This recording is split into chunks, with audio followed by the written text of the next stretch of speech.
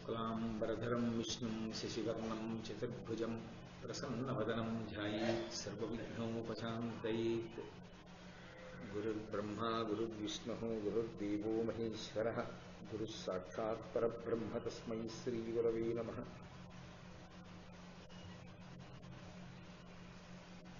व्यासाय विष्णुरूपाय व्यासरूपाय विष्णवे नमो वै ब्रह्मनिधये वासिष्ठाय नमो नमः। पूजन्तं राम रामेति मधुरं मधुराक्षरम् आरुह्य कविताशाखां वन्दे वाल्मीकिकोकिलम्। श्रुतिस्मृतिपुराणानाम् आलयं करुणालयं नमामि भगवत्पादशङ्करं लोकशङ्करम्। वागर्धाविव सम्पृक्तौ वागर्धप्रतिपत्तये जगतः पितरौ वन्दे पार्वतीपरमेश्वरौ। सुक्तिं समग्रयितुः स्वयमेव लक्ष्मीः श्रीरङ्गराजमहिषीमधुरैकटाक्षैः वैदग्ध्यवर्णगुणकुम्भनगौरवैर्यां कण्डूलकर्णकुहराः कवयोधयन्ति। हैमोऽर्थपुण्ड्रमजहन्मकुटं सुनासं मन्दस्मितं मकरकुण्डलचारुगण्डं बिम्बाधरं बहुलदीर्घकृपाकटाक्षं श्रीवेङ्कटेशमुखमात्मनि सन्निधत्ताम्। विमलपटी कमलकुटी पुस्तकरुद्राक्षसस्तनस्तपुटी कामाक्षी पक्ष्मलाक्षी कलितविपञ्ची विभासि वैरिञ्ची। मनोजवं मरुततुल्यवेगं जितेन्द्रियं बुद्धिमतां वरिष्ठं वातात्मजं वनरयूथमुख्यं श्रीरामदूतं शिरसा नमामि। आपदामपहर्तारं दातारं सर्वसम्पदां लोकाभिरामं श्रीरामं भूयो भूयो नमाम्यहम्। जयतु जयतु देवो देवकीनन्दनोऽयं जयतु जयतु कृष्णो वृष्णिवंशप्रदीपः जयतु जयतु मेघश्यामलः कोमलाङ्गो जयतु जयतु पृथ्वीभरनाशो मुकुन्दः। नारायणं नमस्कृत्य नरं चैव नरोत्तमं देवीं सरस्वतीं व्यासं ततो जयमुदीरयेत्। हरिः ओम्। परमेश्वर स्वरूपं सभకి నమస్కారం। సభాపర్వం పూర్తి చేసి పాండవులు ధర్మమునకు కట్టుబడినటువంటి వారై అరణ్యవాసానికి బయలుదేరుతున్నటువంటి సందర్భంతో నిన్నటి సభాపర్వం పూర్తయింది. ఆరణ్య పర్వ ప్రారంభమునందు పాండవులు అరణ్యవాసానికి బయలుదేరినటువంటి సందర్భంతో నన్నయ్య గారు దాన్ని ప్రారంభం చేశారు. పాండవులు ఉత్తర దిక్కుగా తమ ప్రయాణాన్ని ప్రారంభం చేసి అరణ్య ప్రవేశం చేస్తున్నారు. వారితో పాటుగా ఇంద్రసేనుడు అనబడేటటువంటి ప్రముఖమైనటువంటి సేవకుడు, ఆయనతో పాటుగా 14,000 మంది ఇతరులు సేవకులు రథాలు పూంచి బయలుదేరారు. కొన్ని వేల మంది బ్రాహ్మణులు వారిని అనుగమించారు. ఆ నగరంలో ఉండేటటువంటి పౌరులు వాళ్ళు వెళ్ళిపోతుంటే రెండు వైపుల రహదారులకు నిలబడి, అయ్యో పాండవులు వెళ్ళిపోతున్నారు, వాళ్ళు మహాధర్మాత్ములని ధర్మరాజు గారి దగ్గరికి వచ్చి ప్రార్థన చేశారు. అయ్యా మేము కూడా మీతో వచ్చేస్తాం అరణ్యానికి. అంటే ఎందుకు వచ్చేస్తారని అడిగాడు ఆయన. వాళ్ళు చెప్పిన మాట చాలా గొప్ప మాట చెప్పారు. వాళ్ళు ఏదో పెదవుల వెంట వచ్చినటువంటి మాటలుగా చెప్పడం కాదు, వాళ్ళకు శాస్త్రీయమైనటువంటి ప్రమాణాన్ని చెప్పారు. ఎందుకు వచ్చేద్దాం అనుకుంటున్నారో ధర్మరాజు గారితో. సద్గుణములు కలిగినటువంటి వ్యక్తితో కలిసి తిరిగినంత మాత్రం చేత సద్గుణముల యందు ధర్మమునందు అనురక్తి ఏర్పడుతుంది. తనంత తాను మంచి పని చేస్తున్నవాడైనప్పటికీ అతని దుష్టాత్ముడు కాడు, దురాత్ముడు కాడు, మంచి పనే చేస్తున్నాడు, మంచి క్రియ ఎందే ఉన్నాడు. కానీ చుట్టూ దుర్మార్గులు ఉన్నటువంటి కారణము చేత ధర్మమునందు అనురక్తి నిలబడదు. ఈ కారణం చేత మేము మీతో వచ్చేద్దాం అనుకుంటున్నాము అన్నారు. అది నిజమే. ఆ మాట చాలా గంభీరమైనటువంటి వాక్యం. అది మనం సజ్జనులైనటువంటి వారితోటి, భగవద్భక్తులైన వారితోటి, ధర్మమునందు పూనిక కలిగిన వారితోటి తిరుగుతుంటే 1000 శాస్త్రములు చదువుకుంటే ఎంత పూనిక కలుగుతుందో, ఒక సజ్జనుడితో కలిసి తిరిగినంత మాత్రం చేత అంత పూనిక కలుగుతుంది. మనకి తెలియకుండానే వస్తుంది. ఎందుచేతన అంటే అడుగు తీసి అడుగు వేస్తే ఆయన ధర్మం గురించి ఆలోచిస్తూ ఉంటాడు. దీన్ని నేను ఇప్పుడు ఇలా అనుష్ఠించాలి, ఇలా పట్టుకుని ఉండాలి అనుకుంటాడు. ప్రతి చిన్న విషయానికి ధర్మాన్ని ఆలంబనంగా తీసుకుంటాడు. ఆ ఆలంబనంగా తీసుకుని ఆయన చూపించేటటువంటి సహనం, ఆయన జీవితంలో వచ్చేటటువంటి ఉద్ధాన పతనముల యందు ధర్మాన్ని విడిచిపెట్టకుండా ఉంచుకున్నటువంటి స్థితిని చూసినప్పుడు ఎన్నో శాస్త్రాలు చదివితే వచ్చేటటువంటి ఆ పూనిక సజ్జనుడైనటువంటి వాడితో కలిసి తిరిగినంత మాత్రం చేత వచ్చేస్తుంది. ఇంగువ కట్టినటువంటి బట్టకి ఇంగువ వాసన ఎలా వస్తుందో సజ్జనుడైన వానితో కలిసి తిరిగినటువంటి వాడికి సద్గుణములు అలా అలవడతాయి. విశేషించి ధర్మమునందు పూనిక కలుగుతుంది. అదే దురాత్ముడు కాకపోయినప్పటికీ, మంచివాడైనప్పటికీ, మంచి కార్యాన్ని చేస్తున్నప్పటికీ ఆయన చుట్టూ దుష్టాత్ములుండి ఎప్పుడూ అధర్మం గురించి ఆలోచిస్తున్నటువంటి వాళ్ళు ఉన్నారనుకోండి, వాళ్ళు తాత్కాలికంగా సుఖపడచ్చు, కానీ శాశ్వతంగా మాత్రం కష్టాన్ని అనుభవిస్తారు. ధర్మాన్ని పట్టుకున్న వాళ్ళు, ధర్మాన్ని విడిచిపెట్టినటువంటి వాళ్ళు. మీకు అదే ధర్మాన్ని పట్టుకున్న వాడికి అధర్మాన్ని పట్టుకున్న వాడికి తేడా అక్కడే ఉంటుంది. మీరు శ్రీరామాయణం చూడండి, ఒక అనుమానం వస్తుంది. రావణాసురుడు బతికున్నంత కాలం భోగాలన్నీ అనుభవించాడు, అధర్మాన్ని పట్టుకున్నాడు, ఆయన ఏం కష్టపడలేదు. చిట్ట చివర రామచంద్రమూర్తి చేతిలో చచ్చిపోయాడు యుద్ధంలో. ఎప్పుడో ఒప్పుడు చచ్చిపోవాలి, యుద్ధంలో చచ్చిపోయాడు, వీరమరణాన్ని పొందాడు, అయిపోయింది అక్కడితో. రాముడు ధర్మాన్ని పట్టుకున్నాడు. రాముడు చాలా కష్టాలు పడ్డాడు, అన్నీ ఇన్ని కష్టాలు కావు, అన్ని కష్టాలు పడ్డాడు. చిట్ట చివరికి రాముడు సింహాసనాన్ని అధిష్ఠించాడు. అప్పుడు కూడా ధర్మం కోసం మళ్ళీ భార్యకి దూరంగా జీవనం చేయవలసి వచ్చింది. ధర్మాన్ని పట్టుకున్నవాడు పడ్డ సుఖం ఏమిటి, అధర్మాన్ని పట్టుకున్నవాడు పడ్డ కష్టం ఏమిటి? ఏమిటి తేడా రెండింటికి? అప్పుడు ఏది మనకి సహజంగా ఆదర్శవంతంగా అనిపిస్తుంది?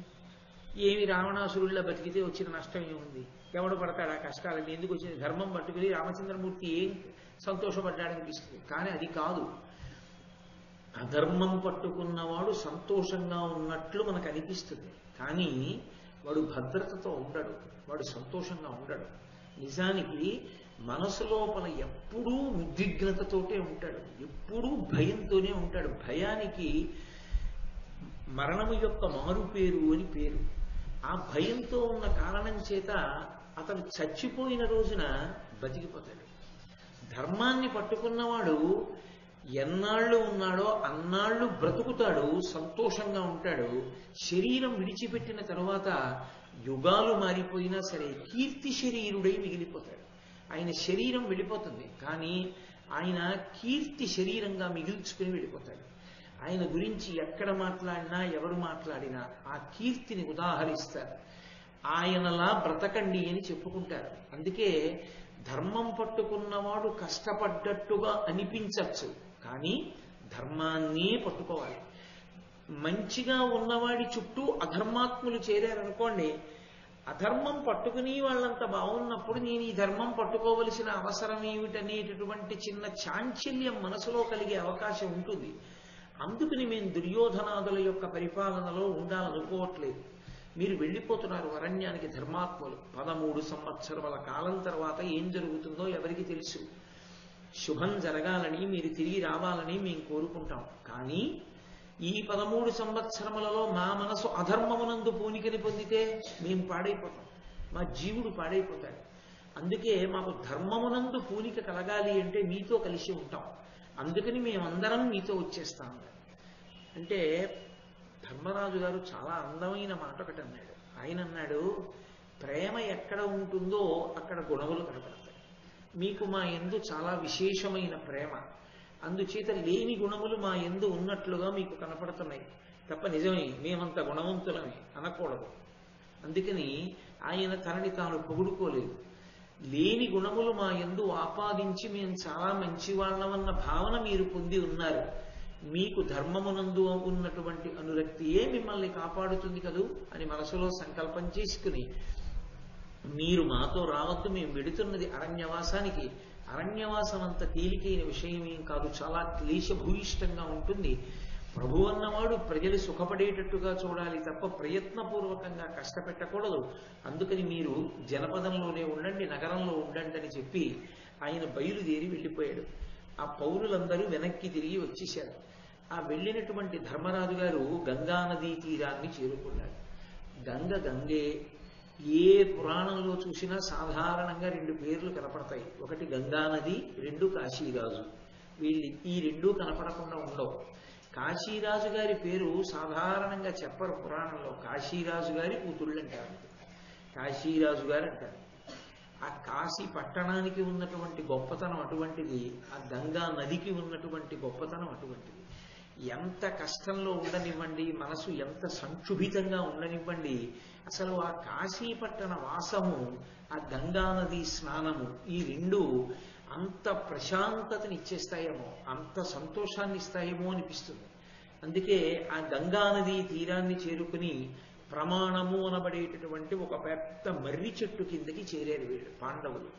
చేరి తమ పురోహితుడైనటువంటి ధౌమ్యునితో కలిసి ఆ మర్రి చెట్టు కింద కూర్చుని ఉన్నారు. పందెం వేసినప్పుడు శకుని నియమం పెట్టాడు కదూ, వేర్లు, దుంపలు, తేనె, ఫలములు ఇటువంటివి తప్ప మాంసాహారాదులు భుజించకూడదు వాళ్ళు. అందుకని ఆ మర్రి చెట్టు కింద చేరి గంగానది స్నానం చేసి ఏదో తపస్సులో ఉన్న వారిలా జింక చర్మాన్ని కట్టుకుని అక్కడ కూర్చుని ఉన్నారు. అక్కడ కూర్చుని ఉన్నటువంటి సందర్భంలో అకస్మాత్తుగా ఒక విశేషం జరిగింది. పరుబడి అగ్నిహోత్రములు బంధులు శిష్యులు తోడరా మహీసురవరులెల్ల పాండు నృపసూనుల యొద్దకు ప్రీతి నిగుదించిరి. బహు వేదఘోషముల చేసి నిరస్త సమస్త కిల్బిషోత్కరులగుచున్న ధన్యులు జగత్ పరిపూజ్యులు బ్రహ్మ సంహితులు. కొన్ని వేల మంది బ్రాహ్మణులు వచ్చారు. వాళ్ళందరెవరో వచ్చిన వాళ్ళు పరుబడి అగ్నిహోత్రములు బంధులు శిష్యులు తోడరా మహీసురవరులెల్లా. వాళ్ళందరూ నిత్యాగ్నిహోత్రీకులు. వాళ్ళు నిత్యము అగ్నిని ఆరాధన చేస్తారు. నిజానికి భారతీయ ధర్మమునందు సనాతన ధర్మంలో చాతుర్వర్ణముల వారు నిత్యాగ్నిహోత్రీకులే. అందరికీ అగ్నిహోత్రం ఉండాలి. అగ్నిహోత్రం బ్రాహ్మణులకు ఒక్కరికీ కాదు. మీరు జాగ్రత్తగా శాస్త్రాన్ని చూస్తే మీకు అర్థమవుతుంది. 4 వర్ణముల వారికి అగ్ని ఆరాధన ఉన్నది. అసలు యథార్థంగా చెప్పాలంటే సనాతన ధర్మమునందున్నాడు అన్న మాటకు అర్థం ఏమిటంటే విశేషమైనటువంటి అగ్ని ఆరాధకుడు అని గుర్తు. అగ్నిని సనాతన ధర్మంలో ఆరాధన చేసినట్లుగా ఇక ఏ విశ్వాసమునందు మీకు అగ్ని ఆరాధన అంత గొప్పగా కనపడదు. అంత గొప్పగా ఆరాధన చేస్తారు. అసలు గృహస్థాశ్రమంలోకి ప్రవేశించగానే చేసే మొట్టమొదటి పని ఏమిటి అంటే అగ్ని ఆరాధనమే. అందుకే అది అర్ధరాత్రి 2 గంటలకి సుముహూర్తం అవనివ్వండి, ఎక్కడ ఆపు చేస్తారు అంటే ప్రధాన హోమం చేయించేస్తారు, రాత్రే చేయిస్తారు. ఆ ప్రధాన హోమం చేసేటప్పుడు అగ్ని ఎక్కడి నుంచి తీసుకురావాలి అంటే తండ్రి గారి అగ్నిహోత్రంలోంచి తీసుకురావాలి న్యాయంగా కొడుక్కి. తండ్రి అగ్నిహోత్రంలోంచి అగ్నిహోత్రం తీసుకొచ్చి కొడుకు వెలిగిస్తాడు.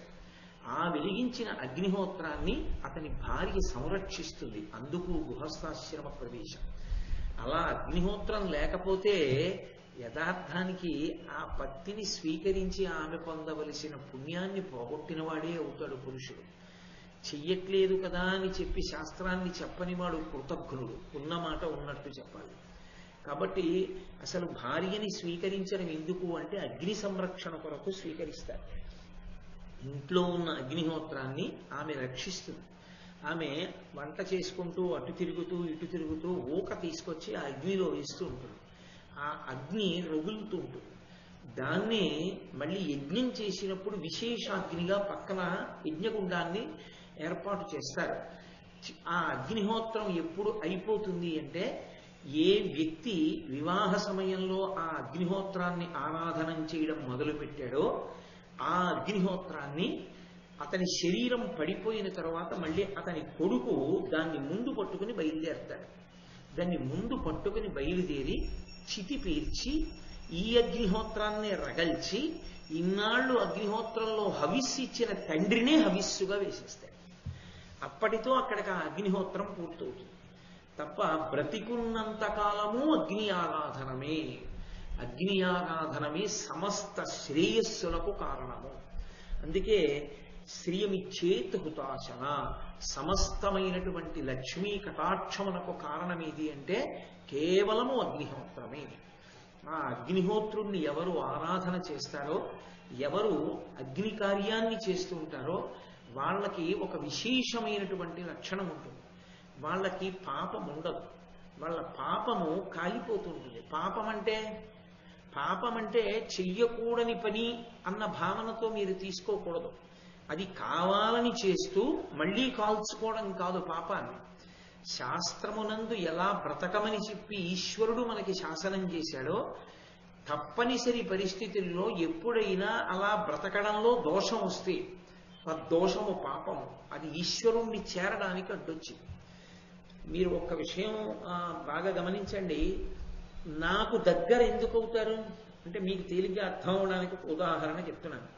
నాకు దగ్గర అయ్యేది దేనికి అవుతారంటే, నేను చేసేటటువంటి ప్రసంగాలు విని ఇతను నేను ఎలా చెప్తున్నానో అలా బ్రతుకుతున్నాడు, నన్ను నమ్మి ఉన్నాడు, ఇతను నేను చెప్పినవే పట్టుకుంటున్నాడు, వాటిని అనుష్ఠానం చేస్తున్నాడు, ఇతనిప్పుడు నన్ను మార్గదర్శకుడిగా స్వీకరించాడు, పాపం నేను చెప్పింది చేస్తూ ఉంటాడు అని నాకు తెలిసిందనుకోండి, నేను హక్కున చేర్చుకుంటానా చేర్చుకోనా?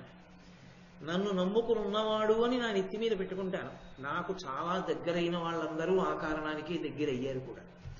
కాబట్టి నేను చెప్పిన మాట విన్నవాళ్ళు నాకు దగ్గరైతే పరమేశ్వరుడికి దగ్గర అవడానికి కారణం, పరమేశ్వరుడు చెప్పిన మాట విన్నవాళ్ళు పరమేశ్వరుడికి దగ్గరవుతారు. పరమేశ్వరుడు ఎక్కడ చెప్పాడు? వేదంలో చెప్పాడు.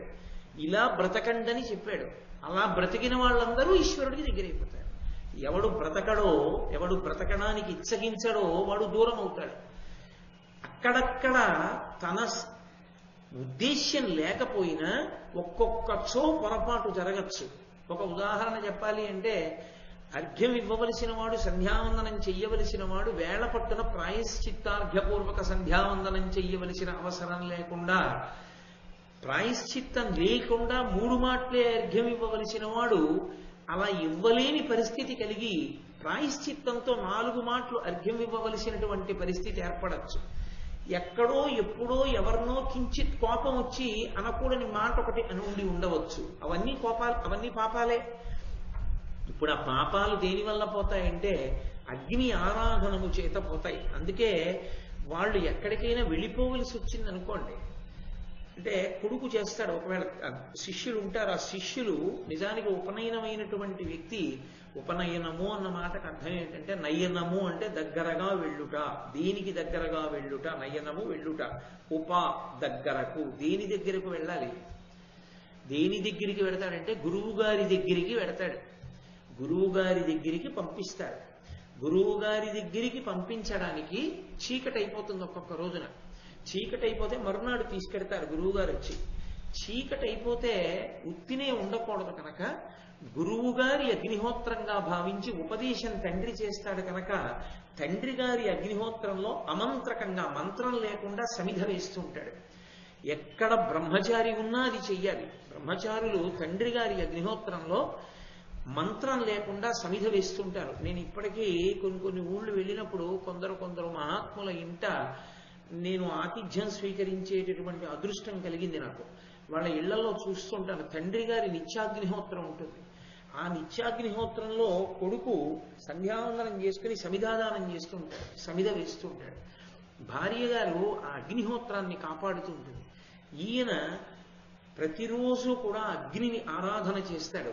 ఎవరు అలా అగ్నిని ఆరాధన చేస్తారో వాళ్ళకి కిల్బిషములు ఉండవు, పాపములు ఉండవు. వాళ్ళ పాపము నిరంతరము దహనమైపోతూ ఉంటుంది. అందుకే అటువంటి వారు ఎక్కడ ఉన్నారో, అటువంటి వారు ఎక్కడ తిరుగుతారో, అటువంటి వారు ఎక్కడికొచ్చి కూర్చుంటారో, అటువంటి వారు ఎవరి పట్ల ప్రేమతో ఉంటారో వారు ఉన్నతికి వస్తారు. కారణమేమి? పాపము లేని వారు. వారి నోటి వెంట వచ్చిన మాట చాలు, వారొక్క మాట అంటే అది ఆశీర్వచనం అవుతుంది. అది ఆశీర్వచనమై అవతల వారికి అంగరక్ష అవుతుంది. అటువంటి మహాత్ములు వాళ్ళు ఆత్మారోపణం చేస్తారు అగ్నిని. అంటే ఎక్కడికైనా చాలా కాలం వెళ్ళవలసి వచ్చిందనుకోండి, చాలా దూరం కొన్ని రోజుల పాటు ప్రయాణం చేసి వెళ్ళిపోతున్నారు అనుకోండి, కొద్ది దూరం అయితే అగ్నిని మూట కట్టి పట్టుకెడతారు. చాలా దూరం వెళ్ళిపోవలసి వచ్చిందనుకోండి, అగ్నిని ఆత్మారోపణం చేసుకుంటారు, ఆత్మలోకి ఆరోపణం చేసుకుని పెడతారు. వెళ్ళి దాన్ని మళ్ళీ బయటికి తీసి మళ్ళీ అగ్ని రగలుస్తూ ఉంటారు. రామచంద్రమూర్తి యొక్క అరణ్యవాసమునందు జరిగినటువంటి విశేషాలు మీరు గమనిస్తే రామాయణంలో ఆయన ఒక్కొక్కచో ఆత్మారోపణం చేసుకుని ప్రయాణం చేశాడు. అటువంటి వారు యథార్థమునకు ఊరికి ఒక్క 10 కుటుంబాలున్నా సరే వాళ్ళ చేత ఆ ఊరంతా కూడా వృద్ధిలోకి వస్తుంది. అందుకే ఇప్పటికీ నేను మీతో సభాముఖంగా ఇవాళ ఈ విషయం చెప్పేస్తున్నాను, కానీ ఇప్పటి వరకు నేను ఎన్నడూ చెప్పని విషయం, ఏ సభలోనూ ఎక్కడా చెప్పని విషయం మీతో చెప్తున్నా ఇవాళ. అంత పవిత్రమైన సందర్భం వచ్చింది కాబట్టి. అటువంటి మహాపురుషుల యొక్క జీవితాలలో వాళ్ళు బయటికి వచ్చి మాకు ఇది లేదని కూడా ఎవరిని అడగరు. అందుకే అటువంటి కుటుంబాల యొక్క పోషణ భారాన్ని ఎవరు స్వీకరించాలంటే పీఠాలు స్వీకరించాయి. ఇప్పటికీ అటువంటి కుటుంబాలను, ఎన్నో కుటుంబాలని శృంగగిరి పీఠం, కామకోటి పీఠం పోషిస్తున్నాయి. నాకు తెలుసు చౌల సంస్కారం కూడా యథావిధిగా చేసుకున్నటువంటి కుటుంబాలు ఉన్నాయి. నేను ఆయా ప్రదేశాలకు వెళ్ళినప్పుడు వాళ్ళ ఇళ్లకి వెళ్ళి ఆ పిల్లలకి చౌలను కూడా అంత శాస్త్రీయంగా, చౌల సంస్కారం అంటే ఉపనయనానికి ముందే చేస్తారు చౌలం. ఇప్పుడంటే అది ఉపనయనంలోకి తీసుకొచ్చేస్తున్నారు, కానీ అసలు చౌల సంస్కారం చేశారు అంటే అర్థం ఏంటంటే పిలక పెడతారు. ఆ పిలక ఎప్పుడు తీయాలి అంటే ఒకే ఒక్క కారణానికి ఆ శిఖ తీసేస్తారు. సన్యాసం తీసుకుంటే ఆ శిఖ తీస్తారు, లేకపోతే ఇక ఏ కారణానికి శిఖ తీసేయకూడదు. ఒకవేళ పొరపాటున శిఖ కాని తీసేస్తే, శిఖ లేకపోతే ఇక అతన్ని పంక్తిలో భోజనానికి కూర్చోబెట్టకూడదు, అతను సంధ్యావందనం చేయకూడదు. కాబట్టి భ్రష్టుడు వాడు దేనికి పనికిరాడు. పొరపాటున శిఖ పోతే దర్భకట్టు తిరగమని చెప్పింది వేదం. శిఖ మళ్ళీ వచ్చే పర్యంతము దర్భ కట్టుకుని తిరగాలి. దాన్ని చౌల సంస్కారము అని ఉపనయనానికి ముందే పిలక పెడతారు.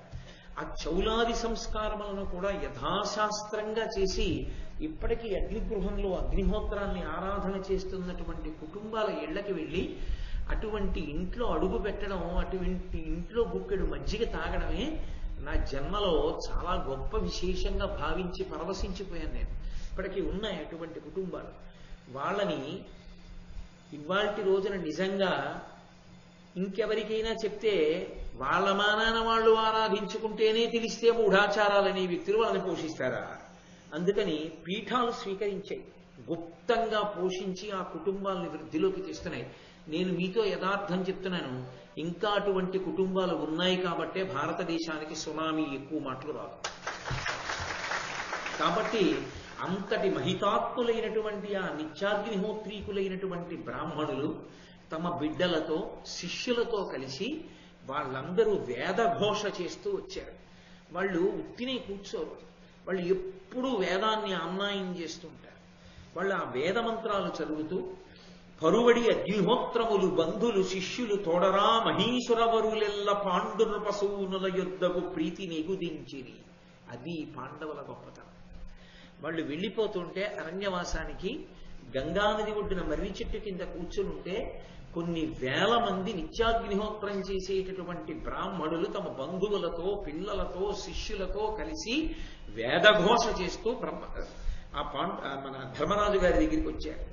వచ్చి వాళ్ళు బహు వేదఘోషముల చేసి నిరస్త సమస్త కిల్బిషోత్తరులగుచున్న ధన్యులు, జగత్ పరిపూజ్యులు, బ్రహ్మ సంహితులు. వాళ్ళు జగత్తు చేత పూజ అందుకునేటటువంటి వారు, పాపము లేనివారు, ధన్యాత్ములైనటువంటి వారు. అంతమంది బ్రాహ్మణుల యొక్క సమూహములు వచ్చి ధర్మరాజు గారి చుట్టూ చేరి వాళ్ళందరూ అన్నారు, ధర్మరాజా నువ్వెక్కడుంటే మేము అక్కడ ఉంటాం. ఎందుకు ఆ మాట? ఆయన ఇవాళ ఏదో చేయించగలడని కాదు, దాని మీద నమ్మకం ఉన్నవాడు. ఆ నమ్మకం ఉన్నవాడి దగ్గరికి వెళ్ళి చదివితే చాలు, ఎంత సంతోషంగా ఉంటుందో వాళ్ళకి. 80 సంవత్సరాల వయసు దాటిపోయి 90 ఏళ్ళు వచ్చేసి ఆ వేదం చదువుకున్నటువంటి వ్యక్తులు ఇప్పటికీ ఎంత పవిత్ర జీవనం చేస్తారంటే పంపులోంచి వస్తున్నటువంటి నీరు వాళ్ళు తాగరు, కూపంలో నూతిలో ఉన్నటువంటి నీరే తాగుతారు. నాకు ఒక మహానుభావుడు వేద పండితుడు ఒక ఆయన విషయం తెలుసు. ఆయన గుంటూరులో బయలుదేరి ఇంటికి వెళ్ళిపోతున్నారు. పశ్చిమ గోదావరి జిల్లాలో పల్లెటూరు వెళ్ళిపోతున్నారు. వెళ్ళిపోతుంటే వారికి పశ్చిమ గోదావరి జిల్లా సరిహద్దుల దగ్గరికి వచ్చేటప్పటికి నాలుక పిడచ తిరిగిపోయి వారు స్పృహ తప్పిపోతున్నంత పని అయింది. వారు పొలంలో బావి ఎక్కడైనా కనపడే వరకు వెళ్ళి ఆ బావిలో నీళ్లు తాగి ప్రాణాలు దక్కించుకుని ఇంటికి వెళ్ళాడు. మా గురువు మడికట్టుకుని నన్ను తీసుకెళ్లి వేదం నేర్పినందుకు నేను ఎక్కడ పడితే అక్కడ పంపులో నీళ్లు నేను తాగనన్నాడు.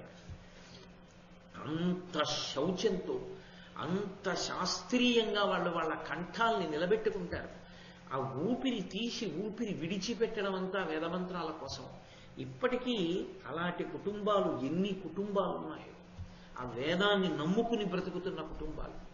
అటువంటి మహాపురుషులు వాళ్ళు 85 ఏళ్ళు 90 ఏళ్ళు వచ్చినటువంటి వాళ్ళు నాకు కొన్ని చెప్పాలో తెలీదు, చెప్పకూడదో తెలీదు. ఒక్కొక్కసారి చాలా అయోమయావస్థ కింద ఉంటుంది నాకు.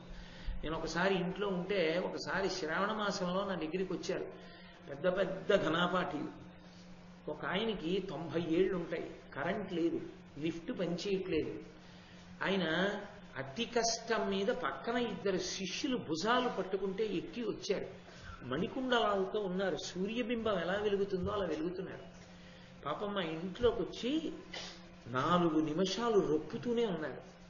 అయ్యా కూర్చోండి, సేద తీరండిని కూర్చోబెట్టి కాసిన పాలిస్తే తాగి, ఎందుకు ఇంత శ్రమ తీసుకొచ్చారు, ఎవరు మీరు ఎక్కడి నుంచి వచ్చారన్నారు. ఆయన ఎక్కడి నుంచి వచ్చారో, ఎక్కడ వేదం నేర్చుకున్నారో, ఏ వేద పాఠశాలలో ఇప్పుడు వేదం చెప్తున్నారో చెప్పి, నేను ఎందుకు వచ్చానో తెలుసా అని అడిగారు.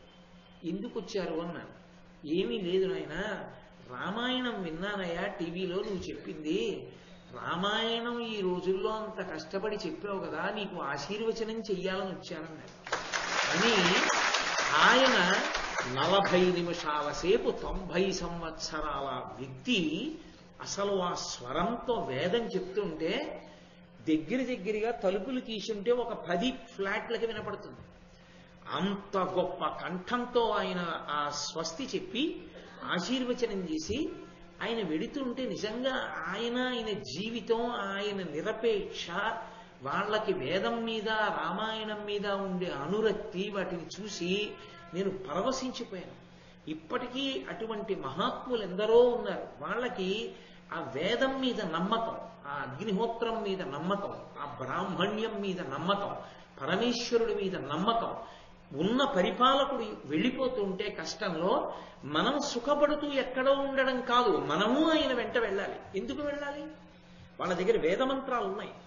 ఆ వేద మంత్రముల యొక్క శక్తి చేత పాండవులకు ఏ హాని కలగకుండా రక్షించాలి. అలా రక్షించగలరా? రక్షించాడు ధౌమ్యుడు.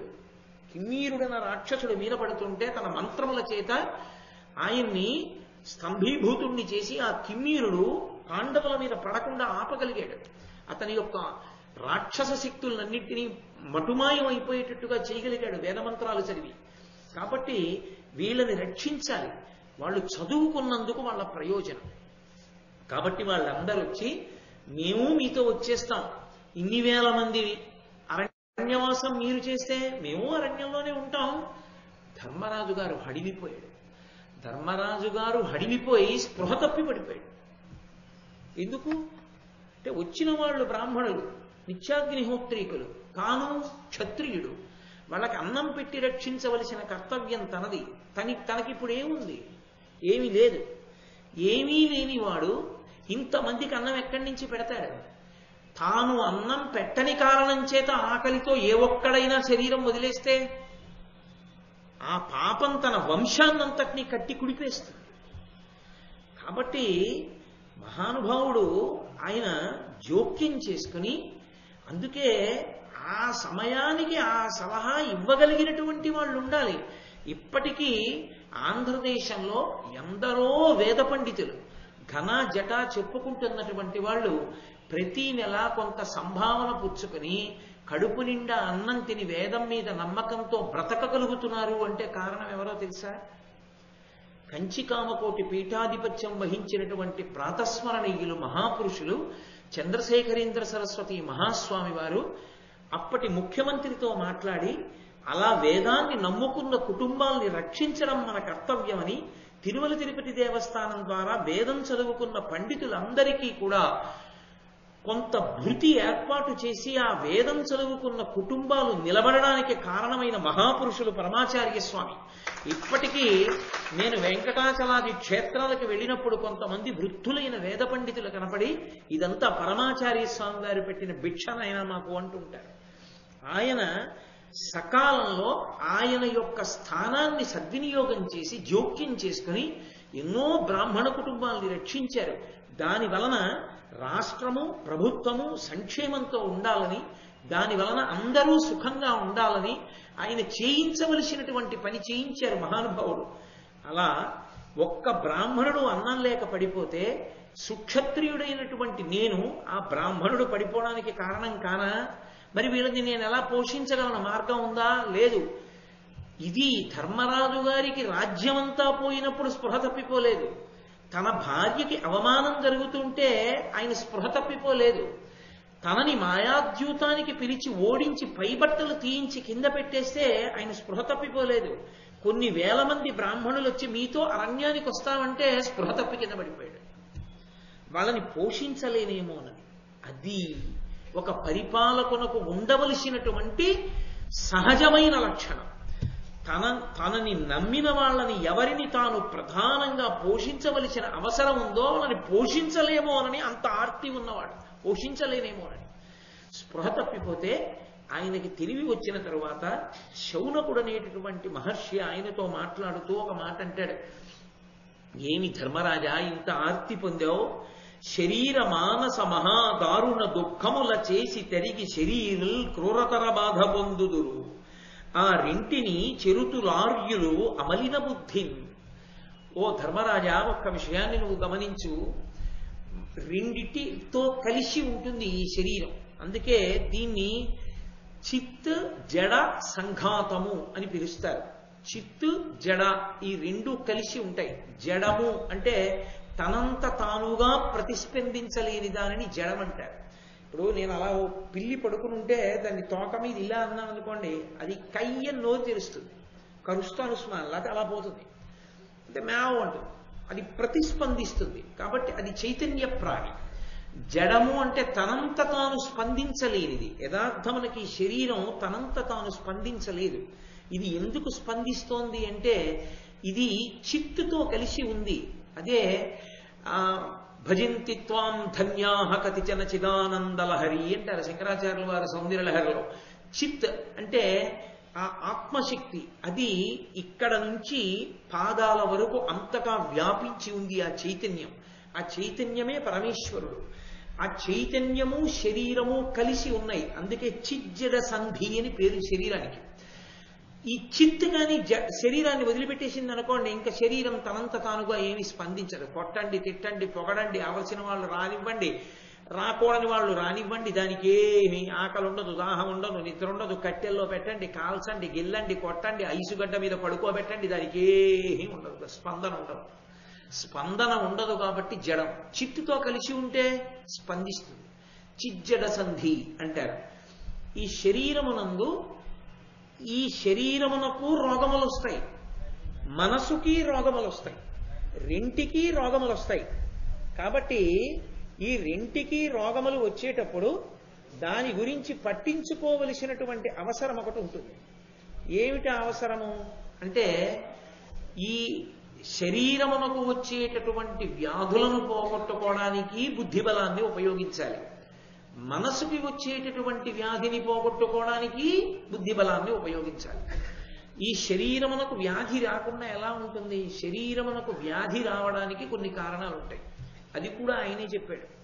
అలిసిపోవడం ఒక కారణం. నిరంతరంగా ఇది బడలిపోయేటట్టుగా దీన్ని వాడుకున్నారనుకోండి, ఇది ఒక ఉపకరణం, ఈశ్వరుడిచ్చినటువంటి గొప్ప ఉపకరణం. దీన్ని విపరీతంగా వాడారనుకోండి, ఇది మొరాయిస్తుంది. కొంతకాలం మీరు వాడుకోకుండా చేసేస్తారు. అంటే దీని ఎందు జ్వరం ప్రకోపిస్తే ఇంకా పని చేయదు. అప్పుడు దాన్ని పడుకోబెట్టేయాలి 4 రోజులు. మనంగా దానికి కొంత విశ్రాంతి ఇచ్చామనుకోండి, అది తేరుకుని మళ్ళీ పనిచేస్తుంది. అసలు మీరు విశ్రాంతిని ఇవ్వలేదనుకోండి, అది నేను ఇక నీతో కలిసి పని చెయ్యడం కుదరదు, నేను చెయ్యను కొన్నాళ్ళంటే. అలా మొరాయిస్తే వ్యాధి వస్తుంది. 2 ముట్టుకోకూడని వాటిని ముట్టుకుంటే వ్యాధి వస్తుంది. కొన్ని ముట్టుకోకూడని ఉంటాయి. ప్రతి పదార్థమునందు ఒక లక్షణం ఉంటుంది, ప్రతి పదార్థానికి ఆ లక్షణం ఉంటుంది. లేదు అని మీరు అనడానికి ఉండదు. ఒక కత్తి ఉందనుకోండి, ఆ కత్తిని మీరు ఎక్కువసేపు చేత్తో పట్టుకుంటే మీకు రజోగుణం వస్తుంది. ఆ కత్తితో దేన్నో ఒక దాన్ని కొడదామని, నరుకుదామని, తెగేద్దామన్న ఆలోచన కలుగుతుంది. కర్ర చేత్తో ఎక్కువసేపు పట్టుకున్నారనుకోండి, దేన్నో దాన్ని ఇలా కొడదామనిపిస్తుంది. రజోగుణ ప్రకోపం. సాత్వికమైనటువంటి వస్తువుని మీరు పట్టుకుని ఉన్నారనుకోండి, మనసు సాత్వికంగా ఉంటుంది. ఒక రుద్రాక్షమాల చేత్తో పట్టుకున్నారనుకోండి, మీకు తెలియకుండానే శ్రీరామ శ్రీరామ శ్రీరామ శ్రీరామ శ్రీరామ అంటూ ఒక మాట తిప్పడానికి ఎంతసేపు పడుతుంది అనిపిస్తుంది. లేకపోతే దీన్ని ఇలా వేలు మీద వేసుకుని నామని చెప్తూ తిప్పితే ఇది ఎలా ఉంటుంది అని తిప్పబుద్ధేస్తుంది. భగవన్నామం చెప్పాలన్న కోరిక కలుగుతుంది. ఒక్కొక్క వస్తువునందు ఒక్కొక్క లక్షణం ఉంటుంది. అందుకే ఏవి భగవంతుడి వైపుకి నడిపిస్తాయో అటువంటి వస్తువులతో సంగమం కలిగి ఉండాలి. లేకపోతే శరీరము రోగగ్రస్తమవుతుంది. శరీరము రోగగ్రస్తమైనప్పుడు బుద్ధినే వాడాలి. ఎందుకు ఇది రోగగ్రస్తమవుతోంది, ఏ కారణం చేత ఈ రోగం దీనికి వచ్చి ఉంటుంది ఆలోచించి ఆ రోగం పోవడానికి కావలసినటువంటి స్థితిని బుద్ధి చేత వాడాలి. అంతేగాని బెంగ పెట్టేసుకుంటే శరీరానికి వచ్చిన అనారోగ్యం పోదు కదా, పెరిగిపోతుంది. బెంగ చేత పోదు, బుద్ధిని వాడడం చేత పోదు. బుద్ధిని వాడినప్పుడు ఓ 10 రూపాయలు ఖర్చు అవుతాయి, 10 రూపాయలు ఖర్చు అయిపోయాయని బెంగ పెట్టుకుంటే వ్యాధి పోదు. 10 రూపాయలు పోవడం కూడా వ్యాధి యొక్క లక్షణం. కాబట్టి 10 రూపాయలు పోతే పోయాయి అని బుద్ధితో దీనికి నేను కొంతకాలం విశ్రాంతినివ్వవలసిన అవసరం ఉంది. ఇప్పుడు ఇది మళ్ళీ ఆ వ్యాధిని తగ్గించుకుని మళ్ళీ పూనికతో పనిలోకి వస్తుంది. అప్పటి వరకు నేను వేచి ఉండాలని కొద్దిగా ఎదురు చూడగలిగిన లక్షణం ఉండాలి. అంతేకాని మృత్పిండల్లా కొద్దిగా అనారోగ్యం రాగానే ఇక నేల మీద పడిపోయిన మట్టి ముద్దలా ఉండకూడదు. మీరు చూడండి, చాలా మందిలో ఒక లక్షణం ఉంటుంది, శరీరం అన్న తర్వాత అనారోగ్యము రాకుండా ఉండదు. అసలు దీని అంత సున్నితమైనటువంటి అమరిక ప్రపంచంలో ఇంకా ఎక్కడా లేదు. అంత సున్నితమైనటువంటి విషయాలతో ఇది ఉంటుంది. అన్ని సున్నితమైన విషయాలతో ఉన్నప్పుడు నీ తప్పు వలననే దాంట్లో దోషం వస్తుంది, రోగం వస్తుంది. రోగము అసలు ఈ ప్రపంచంలో ఎక్కడ ఏ సమస్య ఉన్నా అది ఈశ్వర సృష్టి కాదు. మీరు ఒకటే గుర్తుపెట్టుకోండి, ఈశ్వర సృష్టి స్పష్టము, అది సమస్యారహితము, దాని మీద సమస్యలు లేవు. సమస్యలు ఎక్కడొచ్చాయంటే మనిషి యొక్క మేధస్సులోంచి వచ్చాయి. అక్కర్లేని పనులు వీడు చేసి తెచ్చుకున్నాడు, ఈశ్వరుడు ఇచ్చింది కాదు. కానీ వీడేం చేస్తాడంటే తప్పు తను చేసి ఈశ్వరుడి మీద నెట్టేస్తాడు. నాకు ఈ రోగం ఎందుకు పెట్టాడంటాడు. ఎందుకు పెట్టాడంటే నిన్ను ఎవరు చేయమన్నాడు ఆ పని? ఒళ్ళు దగ్గర పెట్టుకుని ముందు నుంచి తెల్లవారకట్ట ఓ అరగంట నడిచుంటే నీకు మధుమేహం ఎందుకు వస్తుంది? నా ఒళ్ళు బాగుంది కదా అని నడవడం మానేశావు, మధుమేహం వచ్చింది. ఇప్పుడు చచ్చినట్టు నడుస్తున్నావు. ఈ బుద్ధి నీకు ముందుంటే మధుమేహం వచ్చేది కాదు. ఈశ్వరుణ్ణి ఎందుకంటావు? నీకు ఆయన ఇచ్చిన శరీరాన్ని ఎక్కడ వాడావు? నువ్వు సక్రమంగా దానికి వ్యాయామం ఏమి ఇచ్చావు? ఇవ్వలేదు కాబట్టి పాడైంది. ఈశ్వరుణ్ణి ఎందుకు నింద చేస్తావు? నింద చేయకు. ఇప్పుడు నువ్వేం చెయ్యాలో అది చెయ్యి బుద్ధిబలంతో. దీన్ని ఇలా వాడాలి అని వాడుకో. అంతేకాని దాని గురించి బెంగ పెట్టుకు చతికిలబడిపోతే అసలేమీ చేయలేవు. నువ్వెందుకు పడిపోయావు? ఇది శౌనకుడి ప్రశ్న. మహాభారతం ఎందుకు వింటామంటే ఎప్పుడో ధర్మరాజు గారికి చెప్పడం కాదు, ఇప్పటికీ ఎప్పటికీ మనకది జవాబు. చాలా మంది విషయంలో మీరు చూడండి, ఆరోగ్యంగా ఉన్నంత కాలం వాళ్ళంత ఉత్సాహవంతులు మీకు కనపడరు. కించిత్ అనారోగ్యం రానివ్వండి, వాళ్ళంత చతికిల పడిపోయే వాళ్ళు ప్రపంచంలో వేరొకరు. రెండూ కూడా రెండు తీవ్రమైనటువంటి కోణాలు. అంత అత్యుత్సాహమూ పనికిరాదు, అంతటి నిరాశావాదమూ పనికిరాదు. అనారోగ్యం వచ్చింది శరీరానికి, అంత చతికిల పడిపోక్కర్లేదు. దానికి తగిన విశ్రాంతి దానికి ఇచ్చి జాగ్రత్తగా ఎదుర్కొనే ప్రయత్నం చెయ్యాలి. అది బుద్ధిమంతుడి లక్షణం. బుద్ధితో తట్టుకోవాలి. రెండు, మనసుకి కష్టం వస్తుంది. మనసు పైకి శరీరంలా కనపడదు, కానీ దానికో కష్టం వస్తుంది ఒకప్పుడు. ఏదో నువ్వు అనుకోనటువంటి సంఘటనలు కొన్ని జరుగుతాయి. 365 రోజులు మనం బ్రతికినన్నాళ్ళు ఒకేలా బ్రతకడం ఎప్పుడూ సాధ్యం కాదు. ఒకప్పుడు నీ ఇంటికి వచ్చిన వాళ్ళందరికీ తలుపు తీసి నువ్వు మాట్లాడావు. ఓ 4 నెలలు నీ ఇంటికి ఎవరిని రాకుండా ఉంచవలసిన సందర్భం కూడా నీకు రావచ్చు. ఒకప్పుడు నువ్వు చతికిలబడిపోక్కర్లేదు. దానికి నీకు వచ్చిన దానిని ఎందుకు వచ్చిందో, అది ఎంత మంగళప్రదమో ఎంత శుభప్రదమో, నీకు అది ఎంత కర్తవ్యతానిష్టతో కూడుకున్నదో చూసుకుని నువ్వు సంతోషంగా ఇంకొక ప్రత్యామ్నాయాన్ని ఏర్పాటు చేసుకోవాలంతే. తప్ప ఏదో మనసుకో చిన్న కష్టం వస్తుందో, కష్టం అనేటటువంటిది మనసుకి శరీరం అంతా బాగుంది, ఆరోగ్యం బాగుంది, రక్తపోటు లేదు, ఏమీ లేదు, కానీ మనసు బాధపడే సంఘటన ఏదో జరిగింది. ఏదో జేబులో పెట్టుకున్న పరుసు దేవాలయంలో కొట్టేశాడు ఎవరో.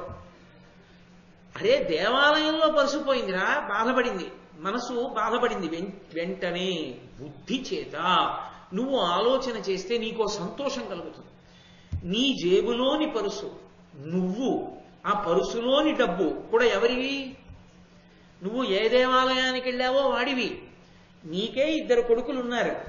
ఓ కొడుకు దగ్గర 10,000 ఉంది, ఓ కొడుకు దగ్గర 2,000 ఉంది, నీ దగ్గర 5,000 ఉంది. 2,000 రూపాయలున్న కొడుక్కి 10,000 రూపాయలు అత్యవసరంగా కావలసి వచ్చింది. నువ్వు నీ దగ్గర 5,000 ఇచ్చి ఇంకెంత కావాలరా? 3,000 కావాలా? ఒరే పెద్దాడా ఇలారా 3,000 వాడికి అన్నావు. కొడుకు పెద్దవాడు 3,000 రెండో వాడికి ఇచ్చాడు. ఒరే వాడికి 3,000 ఇచ్చేయాలి సుమా అంటావా? పెద్దవాడు ఇవ్వాలి, అందుకని ఒరే ఇయ్యి, ఓ 3,000 అన్నాడు. ఒకనాడు అవసరం అవుతుంది, చిన్నవాడితో పెద్దవాడికి ఇప్పిస్తావు. నీ కొడుకులు నీ వాళ్ళు, నీ కొడుకుల సొత్తు నీది, నీ సొత్తు నీది, ఇది నీది అని నువ్వు అనుకున్నప్పుడు నీ కొడుకుల సొత్తు పట్ల నువ్వు స్వతంత్రంగా ఇప్పించావా లేదా? నేను నా జేబులో పరుసు అన్ని పరమేశ్వరుడు అని ఉపన్యాసాలు చెప్తున్నాను. చెప్పినప్పుడు పరమేశ్వరుడు నన్ను చూడగానే ఒరే వీడేరా రోజు చెప్తాడు, ఈశ్వరా అన్నీ నీవంటుంటాడు వీడే, అందుకని వీడే వాడికి పాప అవసరం ఉంది, వాడు నీ జేబులో చెయ్యెట్టి తీసుకుంటాడు, నీకు తెలియకుండా చూస్తాను, వాడు పట్టుకుపోతాడు అని వాడికి ఇప్పించేశాడు. ఇప్పుడు ఆ గుడికి వచ్చిన వాళ్ళందరిలో కల్లా ఈశ్వరుడికి దగ్గర వాడు ఎవరు? నువ్వే. కాబట్టి అంత సంతోషంగా నీ డబ్బు వాడికి ఇప్పించాడు. పెంకివాడు ఉంటాడు, నాది నాదే అన్నవాడు ఉంటాడు, వాడి డబ్బు నీదేరా బాబు నాకెందుకు వద్దంటాడు తండ్రి. మాట వినని వాడిది పుచ్చుకుంటాడా, వినేవాడిది పుచ్చుకుంటాడా? కాబట్టి ఇప్పుడు నువ్వు ఈశ్వరుడికి చాలా దగ్గరవాడివి, బుద్ధితో ఆలోచించావు, ఎంత సంతోషంగా ఇంటికి వెళ్ళిపోతావు. ఈశ్వరా నేను నీకు దగ్గరయ్యాననడానికి ఇదొక ఉదాహరణ. అది సంతోషంగా వెళ్ళిపోయి ఈ విషయాన్ని నలుగురికి చెప్పుకుని, అవునో ఈశ్వరుడు తీసుకున్నాడు పరసలో డబ్బున, నమచ్చోరాయిచ శిష్ప్యాయిచ భైమ్యాయిచ శకత్యాయిచ ప్రవాహ్యాయిచ అని రుద్రం చెప్పడం ఎందుకు? నమచ్చోరాయిచ దొంగ రూపంలో తీసుకుంటాడు ఒక్కొక్కసారి నీకు తెలియకుండా, ఎనస్థీషియా ఇచ్చి ఆపరేషన్ చేసి పెట్టు. కాబట్టి చోరుడి రూపంలో ఈశ్వరుడే తీసుకున్నాడు ఎవరికో ఇవ్వడానికే నువ్వు అనుకుంటే, నేను ఈశ్వరుడికి దగ్గరయ్యానన్న భావనతో నువ్వు సంతోషాన్ని పొందావా లేదా? బుద్ధి చేత ఆలోచించి మనసుకు వచ్చిన కష్టాన్ని పోగొట్టుకోవాలి. శరీరానికి వచ్చిన కష్టాన్ని, రోగాన్ని బుద్ధినే ఉపయోగించి పోగొట్టుకోవాలి. రెండిటికీ బుద్ధి ఆధారం. ధర్మరాజా ఇలా చతికిలబడిపోయావేంటి? ధర్మానుష్ఠానము గొప్ప కాదు, ధర్మానుష్ఠానమునందు వచ్చేటటువంటి వైక్లభ్యములను తట్టుకోవడానికి శక్తి కావాలి, దానికి సహనం కావాలి. సహనం అంటే బండ ఓర్పు కాదు, విచక్షణతో ఓర్పు, ఉత్సాహంతో ఓర్పు, సిద్ధాంతం ఎరిగి ఓర్పు. కాబట్టి అది ఎందుకు కోల్పోయావు నువ్వు? ఈ సహనాన్ని నీకు పోతే ధర్మమునందు అనురక్తి పోతుంది. కాబట్టి నువ్వు బుద్ధిని ఉపయోగించాలి. ఎంత అద్భుతంగా మాట్లాడారో చూడండి. అసలు ఒక్కొక్కసారి అనిపిస్తుంది, భారతీయ ఋషులు కన్నా గొప్ప సైకియాట్రిస్టులు ప్రపంచంలో ఎక్కడైనా ఉంటారా అనిపిస్తుంది. ఇంతకన్నా మనస్తత్వ శాస్త్రవేత్తలు ప్రపంచంలో ఉంటారండి? ఏ ఋషి మాట్లాడనివ్వండి అలా ఉంటుంది.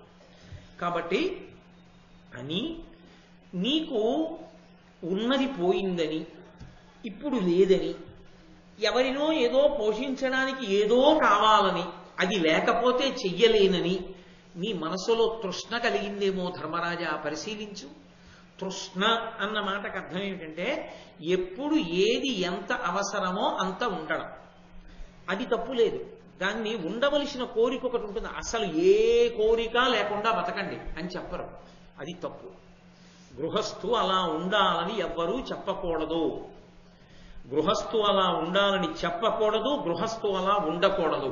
గృహస్థాశ్రమంలో ఉండి సన్యాసిలా బతకడానికి వీలు లేదు, అలా ఉండకూడదు. గృహస్థులా బ్రతకాలి. గృహస్థుకి కోరికలు ఉండాలి. నాకో కొడుకు ఉండాలని, నాకో కూతురు ఉండాలని, నా కూతురు అల్లుడు చక్కగా సంతోషంగా ఉండాలని, నాకు మనవలు పుట్టాలని, నాకు మునిమనవలు పుట్టాలని, వాళ్ళని నేను చూడాలని నేను కోరుకోవాలి. అది మహదైశ్వర్యం. నా ఇంట పసిపిల్లల ఏడుపు పరమేశ్వరుడు నన్ను మెచ్చి ఇచ్చినటువంటి మహాద్భుతమైనటువంటి వరం. అలా ఏడిచే పిల్లలు లేక కోట్లున్న వాళ్ళు ఏడుస్తున్నారు, పక్కకెళ్ళి కళ్ళొత్తుకుంటున్నారు. నా ఇంట అలా ఏడవలసిన అవసరం లేకుండా పసిపిల్లల ఏడుపు వినపడడం పరమేశ్వరానుగ్రహానికి ప్రతీక. నేను తాతనవడం ఈశ్వర కృప. కాబట్టి ఎక్కడ ఈశ్వరుడు ఏది ఇచ్చాడో నువ్వు ఏది కోరుకోవాలో అది కోరుకోవాలి. కోరిక కోరడం తప్పు కాదు, అపరిమితమైన కోరికలు ఉండడం తప్పు. అది తృష్ణ. కోరికకి తృష్ణకి తేడా ఏమిటి అంటే, చెప్పులేసుకోవడం కోరిక, చీనాంబరాలు కట్టుకోవాలనుకోవడం తృష్ణ. చెప్పులేసుకోవడం కోరిక అని నేను ఎందుకన్నానో తెలుసా? నా దగ్గర ఎంత డబ్బు ఉండనివ్వండి, నా పాదానికి సరిపడనంత మాత్రమే వేసుకుంటాను చెప్పు. నా దగ్గర డబ్బులు ఎక్కువ ఉన్నాయండి, బొత్తిగా అంత సైజు ఎందుకు, పెద్ద చెప్పులు ఇవ్వండి అని వేసుకుంటానా? వేసుకోను. ఒక్క 20 రూపాయలు తక్కువ వచ్చాయండి, ఓ అంగుళం తక్కువ ఉన్నా పర్వాలేదు, చిన్న చెప్పులు ఇవ్వండి అని వేసుకుంటానా? వేసుకోను. ఖచ్చితంగా నాకు సరిపోయినంత చెప్పులే నేను వేసుకుంటాను.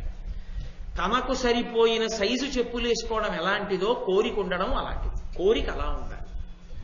తృష్ణ, నీకు ఒక నూలు పంచి ఉంటే చాలు, చక్కగా కట్టుకుని వెళ్ళొచ్చు. అది కాకుండా కాశ్మీర్ పట్టు పంచొక్కటి నాకుంటే ఎంత బాగుండు అరణ్యకాండ చెప్పడానికి అనుకుంటే నేను అరణ్యకాండ చెప్పడానికి అలాక్కుంది. నీకు కాశ్మీర్ పట్టు పంచేందుకు భారతం చెప్పడానికి? నీకు పంచల్ సాపు ఉంటే చాలు. దానికి ఎంత అంచు ఉండాలి? దానికి భారతానికి సంబంధమే లేదు, అంచు ఉంటే చాలు కాదు. తృష్ణకి కోరికకి ఉండే తేడా ఇది. ఈ రెండిటికి మధ్యలో ఉన్న చిన్న సరిహద్దు చెరిగిపోయిందా, మరిచిపోయావా? నాకు అనుమానంగా ఉంది ధర్మరాజా. అది సర్వదోషములకాస్పదం, అది దురితక్రియానుబంధంబులకు మొదలు నిరంతర దుఃఖ ప్రదమని మదితలచి తృష్ణబాతురు సుమతుల్. సుమతుల్ మంచి మతి కలిగినటువంటి వారు, బుద్ధి కలిగినటువంటి వారు ఒక మాట అంటారు, ఆ తృష్ణ సర్వదోషములకాస్పదము. ఆ తృష్ణ అన్నది ఉందే అంటే దానికి అంతేం ఉండదు. ఎంత నాకుండాలన్న దాని విషయంలో ఏ విధమైనటువంటి ఆలోచన ఉండదు. ఇంకా ఉండాలి. ఎంత ఉండాలి? దానికి అర్థమేముంది? ఒక పశువు తన పిల్లలకి అన్నం సంపాదించుకోవడం రాగానే వదిలిపెట్టేస్తుంది. ఓ పక్షి ఎగరడం వచ్చి ఆహారం సమకూర్చుకోవడం రాగానే తన పిల్లలను వదిలేస్తుంది. ఒక్క మనుష్యుడు మాత్రం ఎన్ని తరాలకైనా సరే కావలసినంత తానే సంపాదించి దాచేస్తానంటాడు. కారణం, డబ్బనేటటువంటిది ఒకటి మాధ్యమం వచ్చింది కాబట్టి. కడుపుకి తినడం అన్న మాటే వస్తే ఎవడు ఎంత దాస్తాడు? డబ్బన్న మాటకు అర్థమేముంది? ఎంత దాచినా దాచాలని అనిపిస్తుంది. ఇంకా పనికొస్తుంది, ఇంకా పనికొస్తుంది, ఇంకా పనికొస్తుంది. అందుకే అర్థము అన్న మాటకు అర్థం ఏమిటంటే సుఖ భోగ ఉపకరణ సంచయము. దాన్ని అర్థం అంటారు. భోగములను అనుభవించడానికి కావలసినటువంటి సమస్త సముదాయముల యొక్క రాశికి అర్థమని పేరు. ఇప్పుడు మీరు ఎన్ని సంపాదించుకుంటూ వెడుతున్నా ఇక చాలు అని అనిపించదు. డబ్బు తృష్ణ పక్క పక్కన పెట్టారనుకోండి, ఈ రెండు చాలన్న మాటతో ఆగవు. ఇవాళకు కోరిక కోరాడు, దానికి తగ్గ డబ్బు తెచ్చాడు, ఈ కోరిక తీరింది, మళ్ళీ ఇంకో కోరిక పుడుతుంది. ఆ కోరిక తీర్చడానికి మళ్ళీ డబ్బు పట్టుకొస్తాడు, ఆ డబ్బు కోసం మళ్ళీ పరిగెడతాడు, మళ్ళీ పరిగెత్తి మళ్ళీ డబ్బు పట్టుకొస్తాడు, మళ్ళీ పోస్తూ ఉంటాడు, మళ్ళీ తీరుస్తూ ఉంటాడు, మళ్ళీ పరిగెడుతూ ఉంటాడు, మళ్ళీ తెస్తూ ఉంటాడు. తృష్ణ అంటే ఆర్పజాలనిది. తృష్ణ అన్న మాట వినగానే మీకు ఒకటి గుర్తు రావాలి, మృగతృష్ణ. నిజమైన తృప్తి దానిలో లేదు. మృగతృష్ణ ఏం చేస్తుందంటే పరిగెత్తించి పరిగెత్తించి చంపేస్తుంది. అందుకే ఇది చూడండి, ఇప్పటికే మరీచికలు అంటారు. మరీచిక అని అవి ఇప్పటికీ కూడా మరువాటము అని ఇసుకతో కూడినటువంటి ప్రదేశాలు, ఎడారులు. అందుకే అక్కడ ఉండేటటువంటి వాళ్ళనే మారువాడీలు అంటారు. మారువాడీలు అంటుంటాం కదా మనం. ఆ ఇసుక ఎడారి ప్రాంతంలో ఉంటారు కాబట్టి వాళ్ళకి ఆ పేరు వచ్చింది. రాజస్థాన్ ప్రాంతంలో ఉంటుంటారు కాబట్టి అక్కడ మృగతృష్ణ అని ఉంటుంది. మృగతృష్ణ అంటే మృగమునకు దాహం వేస్తుంది, అది తలెత్తి చూస్తుంది, దూరంగా నీళ్లున్నట్లు కనపడుతుంది. అక్కడ నీళ్లున్నాయని దాహంతో పరిగెడుతుంది ఇసుకలో. ఆ పరిగెత్తడంలో దాహం ఎక్కువైపోతుంది. అక్కడికి వెళ్ళి చూస్తే ఆ చెరువు ఇంకా ముందుకెళ్ళి ఉన్నట్లు కనపడుతుంది. మళ్ళీ పరిగెడుతుంది, మళ్ళీ పెడుతుంది, మళ్ళీ అక్కడికి పరిగెడితే మళ్ళీ ముందుకెళ్ళినట్టు కనపడుతుంది. ఆ నీటి కోసం పరిగెత్తి పరిగెత్తి పరిగెత్తి పరిగెత్తి ఆఖరికి ఆ మృగతృష్ణయందు నీళ్లు దొరకనే దొరకవు. అది పరిగెత్తి పరిగెత్తి స్పృహ తప్పి శరీరాన్ని విడిచిపెట్టి చచ్చిపోతుంది. తృష్ణ మృగతృష్ణ, దాని వలన సుఖం ఉండదు, తాను అనుభవించేది ఏమీ ఉండదు, పరిగెడుతూ ఉంటాడు అంతే. అలా పరిగెత్తి పరిగెత్తి పరిగెత్తి పరిగెత్తి ఎంత సంపాదించావన్నదాన్ని కాదు, ఈశ్వరుడు ఏం చూస్తూ ఉంటాడంటే ఎలా సంపాదించావన్నదాన్ని చూస్తూ ఉంటాడు. ఎలా సంపాదించావన్నది నీ జీవుడితో కారణంగా వస్తుంది. ఎంత సంపాదించావన్నది శరీరం పడిపోయాక బిడ్డలు గెలిపారు. ఎంతో సంపాదించాడు, కడుపున ఎంతమంది పుట్టారో అంతమంది పెట్టి భాగించి తీసుకుంటారు. ఎలా సంపాదించావన్నది జీవుడి వెంట పాపంగా వెళ్ళిపోతుంది, దానికి అనుభవిస్తాడు ఉత్తర జన్మల్లో. అందుకని మృగతృష్ణ పరిగెత్తి పరిగెత్తి ఉపయోగం లేదు. ఆ పరుగులో ఏమైపోతుందంటే ధర్మరాజా, అది సర్వదోషముల కాస్పదము, అన్ని దోషములు దాని యందే ప్రవర్తిల్లుతాయి. అది మది దురిత క్రియానుబంధంబులకు మొదలు, మనసులో సమస్తమైన చెడ్డ పనులు చెయ్యాలనేటటువంటి తలంపు కలగడానికి కారణము అక్కడే ఉన్నది. నిరంతర దుఃఖప్రదమది, అది ఎప్పుడూ సంతోషదాయకం కాదు. అలా దుఃఖ కారణమై తను బడలిపోతుంటాడు, అలిసిపోతుంటాడు, పరిగెడుతుంటాడు, తిరుగుతుంటాడు. వస్తే ఒక భయం, దీన్ని ఎలా నిలబెట్టుకోవాలని, పోతే ఒక భయం పోతోందని. అసలు అది సుఖానికి ఎప్పుడు కారణమైంది? చెప్పుగా ఉన్నప్పుడు సుఖానికి కారణమైంది. నీ కోరికకి ధర్మబద్ధమైన కోరికలు కొన్ని ఉంటాయి. నేను అన్నానికి ఒకటి దగ్గర చేయి చాపకూడదు, ఆ అన్నానికి నాకు ద్రవ్యం ఉంటే. నేను ఉండడానికి ఓ ఇల్లు ఉండాలి, ఆ ఇల్లు ఉంటే. నేను కట్టుకోవడానికి బట్ట ఉండాలి, బట్ట ఉంటే. నా కొడుక్కి నేను కొంత ఇవ్వాలి, అలా నేను దాయగలిగితే. నేను ఒకళ్ళ దగ్గర చెయ్యి చాపవలసిన అవసరం లేకుండా నా కనీస అవసరాలు గడిచిపోతే, నేను కడుపులో మనసులో సుఖంగా ఉంటే, నాకన్నా ఐశ్వర్యవంతుడు లోకంలో ఇంకొకడు లేడు. తృప్తి చేత ఐశ్వర్యం తప్ప బాహ్యంలో ఉన్నదాని చేత ఐశ్వర్యం ఎలా ఉంటుందండి? బాహ్యంలో ఎన్నో ఉండొచ్చు, నువ్వు అనుభవించింది ఎంత నాకు చెప్పు. నువ్వు ఏం సుఖంగా ఉన్నావు? ఏమైనా సంతోషంగా ఉన్నావా? నువ్వు బయటికి వస్తే నలుగురు నిన్ను చూసి ధర్మాత్ముడండి అంటారా, కీర్తివంతుడండి అంటారా, ఆయనలా బ్రతకమని ఎవరైనా అంటారా, నిన్ను ఆదర్శంగా ఎవరైనా తీసుకుంటారా? అంతవరకు ఎందుకు నువ్వు శరీరం వదిలిపెట్టేస్తే తమంత తాముగా అన్నం తినకుండా ఒక్క 10 కుటుంబాలు ఉంటాయా? ఏమన్నం సహిస్తుందండి? ఏం వండుకుంటాం? ఎంతటి మహానుభావుడండి వెళ్ళిపోయాడు ఆయన, ఏమన్నం సహిస్తుంది అని. ఇంకా పక్కింట్లోంచి శవం తీలేదని వాళ్ళు పలహారం చేయకుండా ఉండడం కాదు, నువ్వు శరీరం వదిలేశావని అన్నం సహించక అన్నం వండుకోకుండా ఉండిపోయిన కుటుంబాలు ఒక్క 10 ఉండేటట్టుగా బ్రతకగలిగావా? అథవా 5 కుటుంబాలు. ఏం సహిస్తుందండి వాళ్ళ అన్నమా? ఏమన్నం తిన్నాం అని 2 రోజులు మతి లేకుండా ఒక్క 5 కుటుంబాలు అలా ఉండిపోయేటట్టుగా నువ్వు జీవించగలవా? ధన్యుడు. నీ బ్రతుకు ఒక అర్థం ఉంది. అలా లేదు. ఏ 60 ఏళ్ళున్నావా, 70 ఏళ్ళున్నావా, 80 ఏళ్ళున్నావా, ఏమిటి దానివల్ల ప్రయోజనం? ఏమిటి సాధించినట్టు? ఎవరి కొరకు బ్రతికినట్టు ఆ బ్రతుకు? ఏ ధర్మం ఆచరించినట్టు? ఎవరికి ఆదర్శవంతమైనట్టు తాను? కాబట్టి అది దుఃఖప్రదం. ఏదో సంతోషపడతాను అనుకుంటున్నాడు కానీ దుఃఖాన్ని అనుభవిస్తాడు ఆ తృష్ణతో ధర్మరాజా. కాబట్టి దుఃఖప్రదమని మదతలచి తృష్ణ బాతురు సుమతులు, అది మనసులోకి రాకూడదని తృష్ణ దగ్గరికి రానివ్వరు. ఎవరు మంచి బుద్ధి కలిగిన వాళ్ళు తృష్ణని దూరంగా పెడతారు. కోరిక ఉండడం తప్పు కాదు, కోరిక ఉండవచ్చు. కాబట్టి ఇవి విని ధర్మరాజు గారు అన్నాడు, ధనం వలన చాలా ఇబ్బందులు ఉన్నాయన్నాడు కదా శౌనకుడు.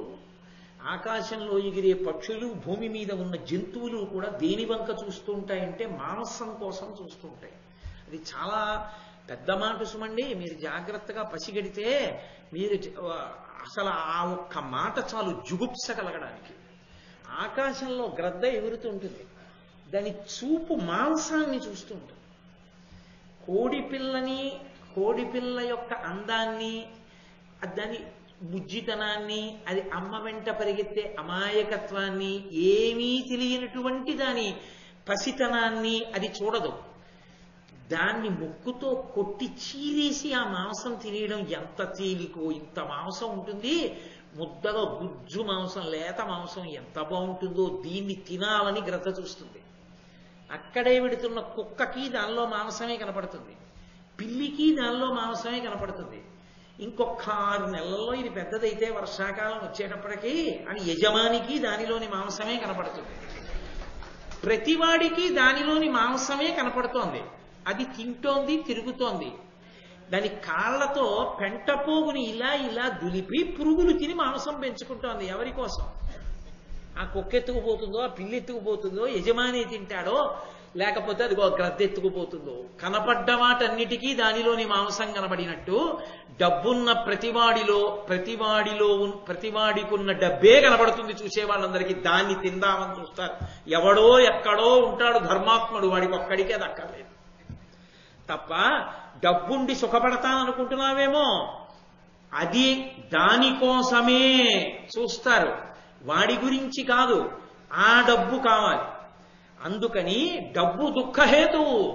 ధనం లేదు, ధనం లేదు, ధనం లేదంటావేం ధర్మరాజా? ధనం లేదని ఏడుస్తావేంటి? తప్ప ఆ మాట రాకూడదు. ధర్మానికి ధనానికి సంబంధం లేదు, ధర్మము కాపాడుతుంది. ధనం లేదంటావే? అమ్మో, ఎంత పెద్ద మాట వాడాడండి మహానుభావుడు. అసలు సుఖంగా ఉండడానికి హేతువేది? ధర్మమే. కాబట్టి ధర్మబద్ధమైన ధనము కూడా ధర్మముతో సమానమే. కాబట్టి దాని గురించి బెంగ పెట్టుకోకని చెప్తే ధర్మరాజు గారు అన్నాడు, నేను డబ్బు లేదని బెంగ పెట్టుకోలేదయా, నా ధర్మం పోతోందనే నేను బెంగ పెట్టుకుంటున్నాను. ఎందుకు పోతుంది నా ధర్మం అంటావా? అర్ధలాభాపేచ్ఛ నాకెన్నండు లేదు, మహీసురాగ్రగణ్యుల నచ్చుగ్ర కాననాంతరమున ఎవ్విధంబున భరియుంతు నొక్కొయని ఇప్పుడు వగచద అనవద్య గుణయుక్తి అనగా మా ఎట్టి గృహస్థ తతికి పోష్యుల నెయ్యడ బ్రోవక యుండను విప్రుల అతిథుల హృదయ పుత్సజనునే నిజ ధనంబు సంవిభాగించి ఈవలయు సాధురక్షవలయజేయ అభిమతాశ్రమంబులందు గృహస్థాశ్రమంబకాద యుత్తమంబు వినగా. నేను ఎందుకు బాధపడుతున్నానో తెలుసా శౌనక? నేనేదో సుఖపడడానికి డబ్బు లేదు, నేను సంతోషాలు అనుభవించడానికి డబ్బు లేదని నేను ఏడవట్లేదు. నేను ఏ ఆశ్రమంలో ఉన్నానో ఆ ఆశ్రమానికి సంబంధించిన ధర్మం పోతోందని ఏడుస్తున్నాను. ఎందుకని? ధర్మము రెండిటిని ఆశ్రయించి ఉంటుంది. వర్ణము, ఆశ్రమము. వర్ణాశ్రమ ధర్మాలు అంటారు. అందుకే ఏ వర్ణము వారికి ఆ ధర్మం ఉంటుంది. మీరు ఒక్క విషయం బాగా జ్ఞాపకం పెట్టుకోవాలి. పరమేశ్వరుడు ఇన్ని వర్ణములను సృజించి కొన్ని వర్ణముల వారు నన్ను చేరడానికి వీలు లేదని తలుపులు మూయలేదు. ఏ వర్ణము వారు ఆ వర్ణధర్మాన్ని పోషిస్తే వాళ్ళందరూ ఇంద్రసభలో ఉంటారన్న విషయం మీరు సభాపర్వంలో విన్నారా లేదా? అందరూ బ్రాహ్మణులైతేనే తరిస్తారని ఎక్కడా పరమేశ్వరుడు చెప్పలేదు. అసలు మీతో నేను ఒక వాక్యం చెప్తాను, మీరు తర్వాత ఆలోచించండి. అసలు నిజంగా తరించడానికి చాలా కష్టమైన జన్మ అంటూ ఉంటే బ్రాహ్మణ జన్మ ఒక్కటే. చాలా కష్టం తరించడానికి ఏది అంటే బ్రాహ్మణ జన్మ. చాలా తేలిక తరించడానికి ఏది అంటే 4వ వర్ణం. వాళ్ళు తరించినంత తేలికగా ఎవ్వరూ తరించలేదు. కాబట్టి ఏ వర్ణమునకు ఆ ధర్మం ఉంటుంది, ఏ ఆశ్రమమునకు ఆ ధర్మం ఉంటుంది. ధర్మము లేని ఆశ్రమం లేదు. నేను ఈ ఆశ్రమంలో ఉన్నాను కాబట్టి నాకు ఏ ధర్మం లేదండి అని చెప్పడానికి ఎవరికీ అధికారం లేదు. బ్రహ్మచారికి ధర్మం ఉంది, గృహస్థుకి ధర్మం ఉంది, వానప్రస్థుకి ధర్మం ఉంది, సన్యాసికి ధర్మం ఉంది. సన్యాస ధర్మాన్ని 100కి 100 పాళ్ళు అనుష్ఠించిన మహాపురుషుడు చంద్రశేఖరేంద్ర సరస్వతి మహాస్వామి. 90 ఏళ్ల వయస్సులో కూడా పాదచారి అయ్యి వెళ్ళారు తప్ప వాహనం ఎక్కలేదు. అందుకే అప్పటికి ఇప్పటికీ ఎప్పటికీ వారి ధర్మాన్ని గొప్పగానే చెప్పుకుంటాం. దండక మండలాలు విడిచి ప్రయాణించలేదు. ఎక్కితే శిష్యులు మోసిన పల్లకి, లేకపోతే పాదచారి అయి వెళ్ళారంటే. ఆఖరికి రామేశ్వరం వెళ్ళవలసి వచ్చినా సరే, సముద్రాన్ని దాటవలసి వస్తే, ఆ పాయ దాటి వెళ్ళవలసి వస్తే, ఆ రైలు పట్టాల మీద ఒక్కొక్క దాని మీద అడుగు తీసి అడుగు వేస్తూ అంత జోరుగాలిలో సత్యదండాన్ని కమండలాన్ని విడిచిపెట్టకుండా బట్ట చుట్ట పెట్టుకుని నూనె పడినటువంటి ఆ అడ్డంగా ఉన్న కొయ్యల మీద కాలు జారిపోతుందేమోనని భారతదేశమంతా ఉత్కంఠగా చూస్తున్నప్పుడు కూడా పరాయి ప్రభుత్వం నయం వారి ధర్మాన్ని చూచి అట్నుంచి ఇట్నుంచి రైళ్లు ఆపింది. దాని మీద నడుస్తూ వెళ్లారు తప్ప ఆయన రైలు ఎక్కి రామేశ్వరం వెళ్ళలేదు. అంతటి ధర్మానికి ఆయన కట్టుబడ్డారు. సన్యాసికి ధర్మం ఉంది, గృహస్థుకి ధర్మం ఉంది, బ్రహ్మచారికి ధర్మం ఉంది, వానప్రస్థుకి ధర్మం ఉంది. ఇక్కడ ధర్మరాజు గారు ఒక మాట అంటున్నాడు, 4 ఆశ్రమములలో ఏ ఆశ్రమము గొప్పది? గృహస్థాశ్రమమే గొప్పది. బ్రహ్మచారి కన్నా, వానప్రస్థు కన్నా, సన్యాసి కన్నా గొప్పవాడు గృహస్థే. మిగిలిన 3 గృహస్థు తర్వాతే. వాళ్ళు 3 గృహస్థు కన్నా గొప్పవాళ్ళు కారు. నేను చెప్పట్లా, భారతం చెప్తోంది. భారతంలో ధర్మరాజు గారు చెప్పారు, వ్యాసుడు చెప్పాడు, కోటేశ్వరరావు గారు కాదు చెప్తున్నది, మీరు తప్పు పట్టడానికి. ఎందుచేత గృహస్థాశ్రమం గొప్పది? గృహస్థాశ్రమం లేనినాడు సన్యాసికి అన్నం లేదు, గృహస్థాశ్రమం లేనినాడు బ్రహ్మచారికి అన్నం లేదు, గృహస్థాశ్రమం లేనినాడు వైరాగ్యంతో అడవిలో కూర్చోవడానికి వానప్రస్థం లేదు. 3 ఆశ్రమాలకి ఆది బిందువు గృహస్థాశ్రమమే. గృహస్థాశ్రమంలో గృహస్థు ఉన్నాడు కాబట్టి సన్యాసి భవతి భిక్షాందేహి అంటే భిక్ష పెట్టడానికి ఉన్నాడు, లేకపోతే సన్యాసి శరీరం ఎలా నిలబడుతుంది?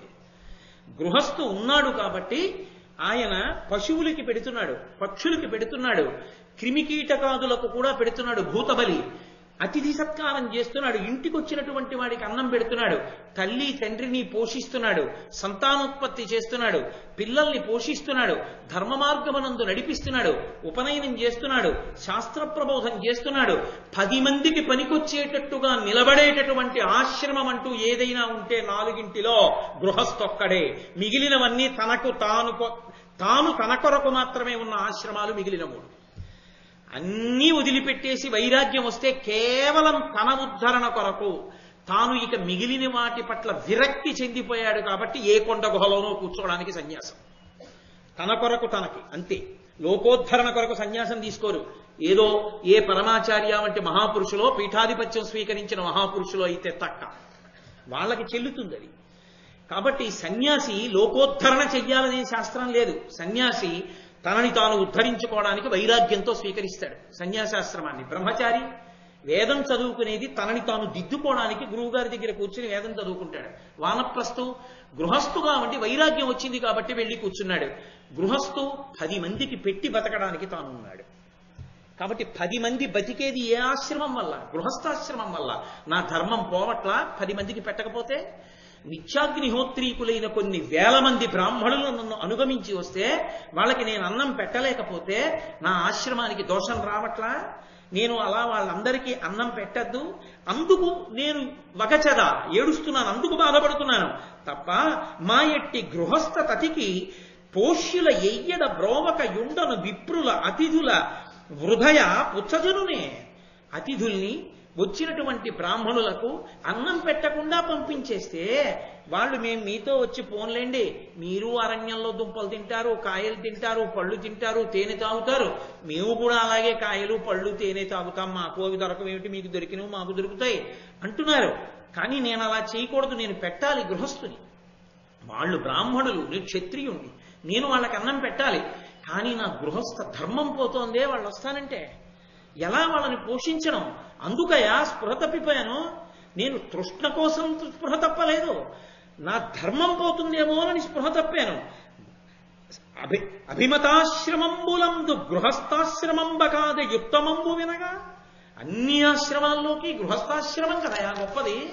మరి ఆ గృహస్థాశ్రమ ధర్మాన్ని నేను నిలబెట్టద్దు, అందుకని నేను ఏడుస్తున్నాను అంటే అని ధౌమ్యుడి దగ్గరికి వెళ్ళి, అందుకు పురోహితుడు పక్కన ఉండాలి. తను నమ్ముకున్నటువంటి వేదం, తను చదువుకున్న వేదంతో ఇటువంటి క్లిష్ట పరిస్థితి వచ్చినప్పుడు దేవతల యొక్క సహాయాన్ని పొంది యజమాని ఎలా గట్టెక్కచ్చో హితాన్ని ఉపదేశం చేస్తాడు. ధౌమ్యుణ్ణి పిలిచి అడిగాడు, ధౌమ్య, ఇన్ని వేల మందికి నేను ప్రతిరోజు భోజనం పెట్టాలి, ఎలా ఈ క్లేశం నుంచి నేను ఎలా గట్టెక్కను, ఎలా వీళ్ళకి అన్నం పెట్టి నా ధర్మాన్ని నేను నిలబెట్టుకోను, నాకు ఉపాయం చెప్పన్నాడు. అంటే దాని అర్థం ఏమిటి? ధౌమ్యుణ్ణి ఎక్కడి నుంచన్నా అప్పట్రమ్మన, ఏ దేవతని ఆరాధన చెయ్యడం వల్ల తన యొక్క ధర్మము నిలబడుతుందో, తనకి డబ్బు కావాలని ధర్మరాజు గారు అడగలేదు. తన ధర్మం నిలబడడానికి, 10 మందికి అన్నం పెట్టడానికి తనకి కావలసినటువంటి ఉపకరణము ఎలా లభిస్తుంది? అది డబ్బే ఉండక్కర్లేదు. డబ్బే ఉంటే అడవిలో నీకు సరుకులు అమ్మేవాడు ఎవడు? అడవిలో పచ్చిమిరపకాయలు అమ్మేవాడు, అల్లం అమ్మేవాడు ఉంటాడా? ఉండడుగా. మరి వాళ్ళకి అన్నం పెట్టాలంటే ఇప్పుడు కావలసింది ఏమిటి? అన్నమే. వాడెవరు? ఏ దేవతని నేను ఉపాసన చేస్తే నేను 10 మందికి అన్నం పెట్టగలిగిన శక్తి నాకు కలుగుతుంది ఇప్పుడు, అది చెప్పు. అందుకు పురోహితుడు ఉన్నాడు, దానికి జవాబు చెప్పగలగాలి ధౌమ్యుడు. ధౌమ్యుడు అన్నాడు, భూతరాశి తొల్లి పుట్టి బుభుక్షాభితప్తమైన చూచి తద్భయంబు అపనయింపగడగి అదితి సుఖాగ్రని కమలబాంధవుండు కరుణతోడా. ఓ ధర్మరాజా, ఈ భూమండలం మీద ఉండేటటువంటి భూతరాశి అంతా కూడా ఆకలితో అల్లాడిపోయింది ఒకప్పుడు. వాళ్ళకి అన్నం లేదు. పరమ కరుణామూర్తి అయినటువంటి సూర్య భగవానుడు చూశాడు. అరే వీళ్ళకి అన్నం లేదురా, వీళ్ళకి అన్నం ఇవ్వాలి అనుకున్నాడు. సమస్త భూతకోటికి అన్నం ఇచ్చిన వాడెవరో తెలుసా? ఆనాడు ఆయన ఉత్తరాయణం మొదలుపెట్టాడు. ఉత్తర దిక్కుగా ప్రయాణం చేసి భూమి యొక్క సారాన్ని గ్రహించాడు. దక్షిణ దిక్కుగా వచ్చి ఆయన భూమినందు సారమును ప్రవేశపెట్టాడు. దీన్ని క్షేత్రంగా మార్చాడు. ఇలా క్షేత్రస్థితిని భూమి పొందింది. ఇప్పుడు ఈ భూమి యందు సారము ప్రవేశించింది. అప్పుడు చంద్రుడు ఓషధీ శక్తిని ప్రవేశపెట్టాడు ఆ భూమిలోంచి పండినటువంటి పంటకు. ఓషధీ శక్తి వలన ఏమైంది? ఈ భూమి యందు ధాన్యం పండితే ఆ ధాన్యానికి ఒక లక్షణం వచ్చింది. దాన్ని ఉడికించి అన్నం తింటే ఆకలి తీరడం ఒక్కటే కాదు, అది ప్రాణశక్తిగా మారుతుంది. మనిషికి శక్తినిచ్చి శరీరాన్ని నిలబెడుతుంది. అది రక్తంగా మారి శక్తిగా మారి ఎప్పుడు ఏ పని చెయ్యాలనుకున్నా పని చెయ్యడానికి కావలసినటువంటి దక్షతగా నిలబడుతుంది. జ్ఞాపక శక్తిగా మారుతుంది. ఈ సమస్త భూతములు అన్న వికారములు.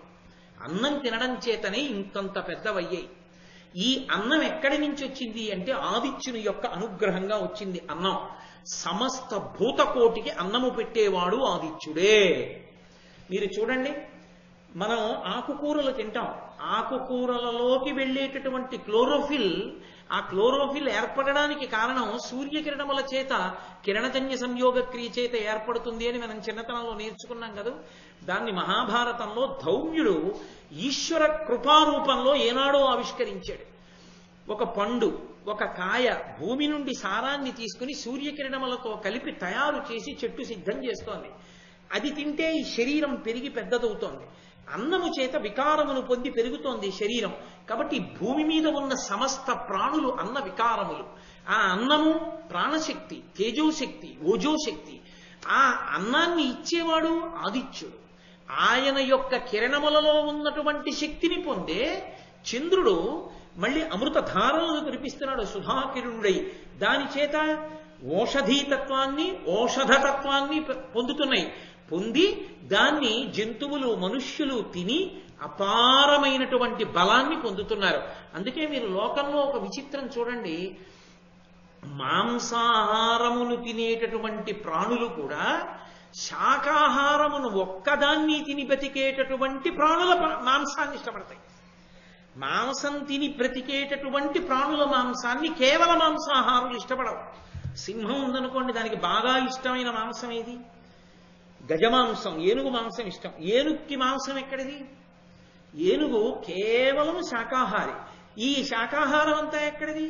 ఆదిత్యుడి కృప. ఈ శాకాహారాన్ని తిన్నటువంటి ఏనుగు కన్నా బుద్ధి కలిగినది, అంతకన్నా పెద్ద ప్రాణి భూమండలంలో ఇంకోటి లేదు. అదే అంత పెద్ద ప్రాణి.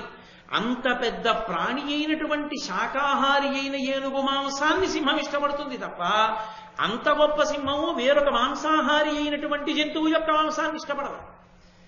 అసలు శాకాహారానికి ఉన్న గొప్పతనం అటువంటిది, దానికి ఉన్నటువంటి బుద్ధి శక్తి అటువంటిది. అందుకే పరమేశ్వరుడు కొన్ని జీర్ణావయవములకు మాత్రమే మాంసాన్ని జీర్ణం చేసుకోగలిగిన శక్తిని ఇచ్చాడు. కొన్ని ప్రాణులకు మాంసాన్ని జీర్ణం చేసుకోగలిగినటువంటి శక్తి ఇవ్వలేదు. కాబట్టి ఆ ప్రాణులు మాంసాహారాన్ని తీసుకోవు, శాకాహారాన్ని మాత్రమే తీసుకుంటాయి. పరమ యథార్థం చెప్పాలంటే మనుష్యుడు కూడా సాధ్యమైనంత వరకు శాకాహారిగానే బ్రతకాలి, మాంసాహారాన్ని త్యజించాలి. ఎందుకో తెలుసా? యథాశాస్త్రంగా మాట్లాడాలి అంటే కలియుగంలో మనుష్య ఉపాధి మాంసాహారాన్ని జీర్ణం చేసుకోవడానికి ఉపయుక్తమైన స్థితిని పొంది ఉండలేదు. కాబట్టి ఆరోగ్యవంతమైన శరీరము శాకాహారము చేతనే ఏర్పడుతుంది, ప్రత్యేకించి కలియుగంలో. ఇందుచేత ధర్మం ఇక్కడ వేరు. అందుకని ఇక్కడ క్షాత్రధర్మము యుద్ధం చేసి రక్షించవలసిన అవసరాలేం లేవు. కాబట్టి ఇటువంటి సూర్య భగవానుణ్ణి నువ్వు ఆరాధిస్తే, అదితి సుతాగ్రణి, అదితి యొక్క కుమారులలో అగ్రగణ్యుడైనటువంటి సూర్య భగవానుడు కమలబాంధవుడు, ఆయన కరుణతోడ సమస్త ప్రాణులను పోషించినవాడు కనుక ఆయన అనుగ్రహాన్ని పొందినట్లయితే నువ్వు కూడా ఇన్ని వేల మంది బ్రాహ్మణుల్ని అరణ్యవాస సమయమునందు పోషించగలవు అని ఆ సూర్యుని యొక్క గొప్పతనం ఏమిటో చెప్తున్నాడు ధౌమ్యుడు. ఆయన వారిరుహమిత్రుడు, అమరోరగ మునిద్యుడు, చరచారణ గణ ప్రణుత చారు గుణుండు, లోకాధారు, అఖిల శృతి శరీరు, హరిశంకర సరోరుహ భవ ప్రతిము, దారుణతమిశ్రామారణ మరీచి పరిపూరిత దిగంతరుని, భూరి కరుణా నిరతు, సూరుని, త్రిజగద్రక్షారతు, సహస్ర కరు, కోరి భజింపుము, మనోరథ ఫలంబులగు భూరమణ నీకున్. నీ మనోరథం ఈడేరాలంటే, కొన్ని వేల మంది బ్రాహ్మణులకు ప్రతిరోజు నువ్వు అన్నం పెట్టగలగాలంటే వారిరుహమిత్రుడైన ఆయన కమలబాంధవుడు, అటువంటి పద్మబాంధవుడైనటువంటి ఆ సూర్య భగవానుడి యొక్క కిరణములు తగిలినంత మాత్రం చేత పద్మములు విచ్చుకుంటాయి. ఆయన చైతన్యమును ఇవ్వగలిగిన వాడు. అందుకే తిక్కన గారు మహాభారతంలో విరాట పర్వంలో ఒక మాట అంటారు, ఆయన సమాజ హృదయ కరపుట సరోజములకు ముకుళనంబును జృంభణంబును నచ్చి భానుబింబంబు పూర్వాద్రిపై విలింగే అన్నారు. ఆయన కనపడేటప్పటికీ మనుష్యుల యొక్క చేతులు ఇలా ముడుచుకుంటాయి, హృదయ సరోజములు విచ్చుకుంటాయి, చైతన్యాన్ని నింపుతుంది సూర్యబింబం, దానికి ఆ శక్తి ఉంది. వారిరుహమిత్రుడు ఆయన అమరోరగ మునిద్యు చర చారణ గణ ప్రణుత చారణుడు, చారుగుణుడు. ఆయన దేవతల చేత, పాముల చేత, సమస్తమైనటువంటి చారణ గణముల చేత నిరంతరము పూజింపబడుతుంటాడు. లోకాధారు, ఈ లోకమునకంతటికి ఆధారమైన వాడు ఆయనే. కాలము నడుస్తోందన్నా, ఋతువులు ఏర్పడుతున్నాయన్నా, రాత్రింబవళ్ళు ఏర్పడుతున్నాయన్నా ఆయన అనుగ్రహం. అఖిల శృతి శరీరం, వేదము శరీరముగా కలిగినటువంటి వాడు. హరి శంకర సరోరుహ భవ ప్రతిము, బ్రహ్మగారు విష్ణువు శివుడు మూడు కలిపి ఒక ముద్ద అయితే ఆ ముద్ద యొక్క పేరే సూర్యుడు. దారుణతమిశ్రామారణ మరీచి పరిపూరిత దిగంతరుడు, కటిక చీకట్లతో ఈ ప్రపంచమంతా నిండిపోయి ఎక్కడ ఏదుందో తెలియనటువంటి సందర్భంలో ఆయన ఇలా ఉదయించగానే చీకట్లనన్నిటినీ ఛేదించి సమస్త ప్రపంచము భాషించేటట్టుగా చెయ్యగలిగినటువంటి వాడు. మీరు నిజంగా ఈ మాటకి అందం ఏమిటో అనుభవించాలి అంటే సముద్రపుటొడ్డున సూర్యోదయం చూడాలి. ప్రత్యేకించి ఆ గ్రీష్మ ఋతువు మొదలైనటువంటి వాటిల్లో, వసంత ఋతువు వాటిల్లో, ఏ విశాఖపట్నం ఉపన్యాసాలకి వెళ్ళినప్పుడు నేను ఒక రోజు వెళ్ళి సముద్రపుటొడ్డున కూర్చుంటూ ఉంటాను తెల్లవారుధామున. ఆ సముద్రంలో మబ్బులు ఉండవు అప్పుడు, అడ్డం కటిక చీకటి కింద ఉంటుంది, ఏమీ కనపడదు. అటువంటి కటిక చీకట్లో సముద్రంలోంచి ఒక ఎర్రటి కాంతి పైకి బయలుదేరుతుంది. ఒక చిన్న గీతలాగా ప్రారంభం అవుతుంది. అది ఇలా కొద్దిగా పైకొస్తుంటే సముద్రం అంతా అడ్డంగా ఎర్రటి తివాచీ పరిచినట్లు వస్తుంది. వచ్చి తూర్పు నుంచి పశ్చిమ దిక్కు వరకు పడుతుంది. నాకు చాలా ఆశ్చర్యంగా ఉండేది, ఆ కటిక చీకట్లో పక్కనే ఉన్న డాల్ఫిన్స్ నోస్ అన్న పర్వతం మీద, కొండ మీద లైట్ హౌస్ తిరుగుతూ ఉంటుంది. ఆ చీకట్లో తిరుగుతున్న లైట్ హౌస్ బాగా కనబడుతూ ఉంటుంది. సూర్యోదయం అవుతూ ఉంటుంది, ఈ తిరుగుతున్న లైట్ హౌస్ వెలవెలబోతుంది. ఇక దాని కాంతి కనపడదు. కనపడకుండా ఎరుపు కాంతి ప్రపంచాన్నంతటినీ ఆవరించి ఎర్రటి కాగితాన్ని అడ్డుపెట్టి చూస్తే అన్ని ఎర్రగా కనపడ్డట్టు, ఒక పలచటి ఎర్రటి పరదా కప్పారా అన్నట్టుగా ప్రపంచమంతా ఎరుపుతనంలో మునిగిపోతుంది. మెల్లిగా బింబం పైకొస్తుంది, ఎర్రటి బింబం. ఏదో ఇనబింబమనిపించు మా తల్లి కుంకుమకు నీరాజనం అన్నట్లు ఆ గహరాన కనిపించు ఇనబింబమనిపించు మా తల్లి కుంకుమకు నీరాజనం అంటారే, అలా ఆ అమ్మ ఆ పరదేవత పెట్టుకున్న కుంకుమ బొట్టు ఎలా ఉంటుందో అలా వస్తుంది ఎర్రగా. అరుణారుణ కాంతులతో ప్రపంచం నిండిపోతుంది. కొద్ది క్షణాలుండి నారింజ పండు రంగులోకి తిరిగిపోతుంది. ఆ నారింజ పండు రంగు దాటిందా ఇక మీరు ఆయన దుర్నిరీక్షుడు. ఇక మాంసనేత్రాన్ని ఇలా విప్పి చూడటం కుదరదు, మారిపోతుంది అంతే రంగు.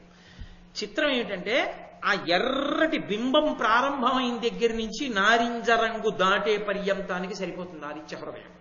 ఖచ్చితంగా ఆదిత్య హృదయం పూర్తయిపోతుంది, ఆయన నారింజ రంగు వదిలేస్తాడు. ఎంత లెక్క కట్టి ఇచ్చాడో మహానుభావుడు వాల్మీకి మహర్షి ఆదిత్య హృదయాన్ని అనిపిస్తుంది. ఆ సముద్రపుటొడ్డున కూర్చుని అసలు ఆ సూర్య భగవానుని యొక్క వైభవం ఏమిటో చూడాలి. ఆయన ప్రకాశిస్తుంటే, సూర్యోదయం అవుతుంటే అంత గొప్పగా ఉంటుంది.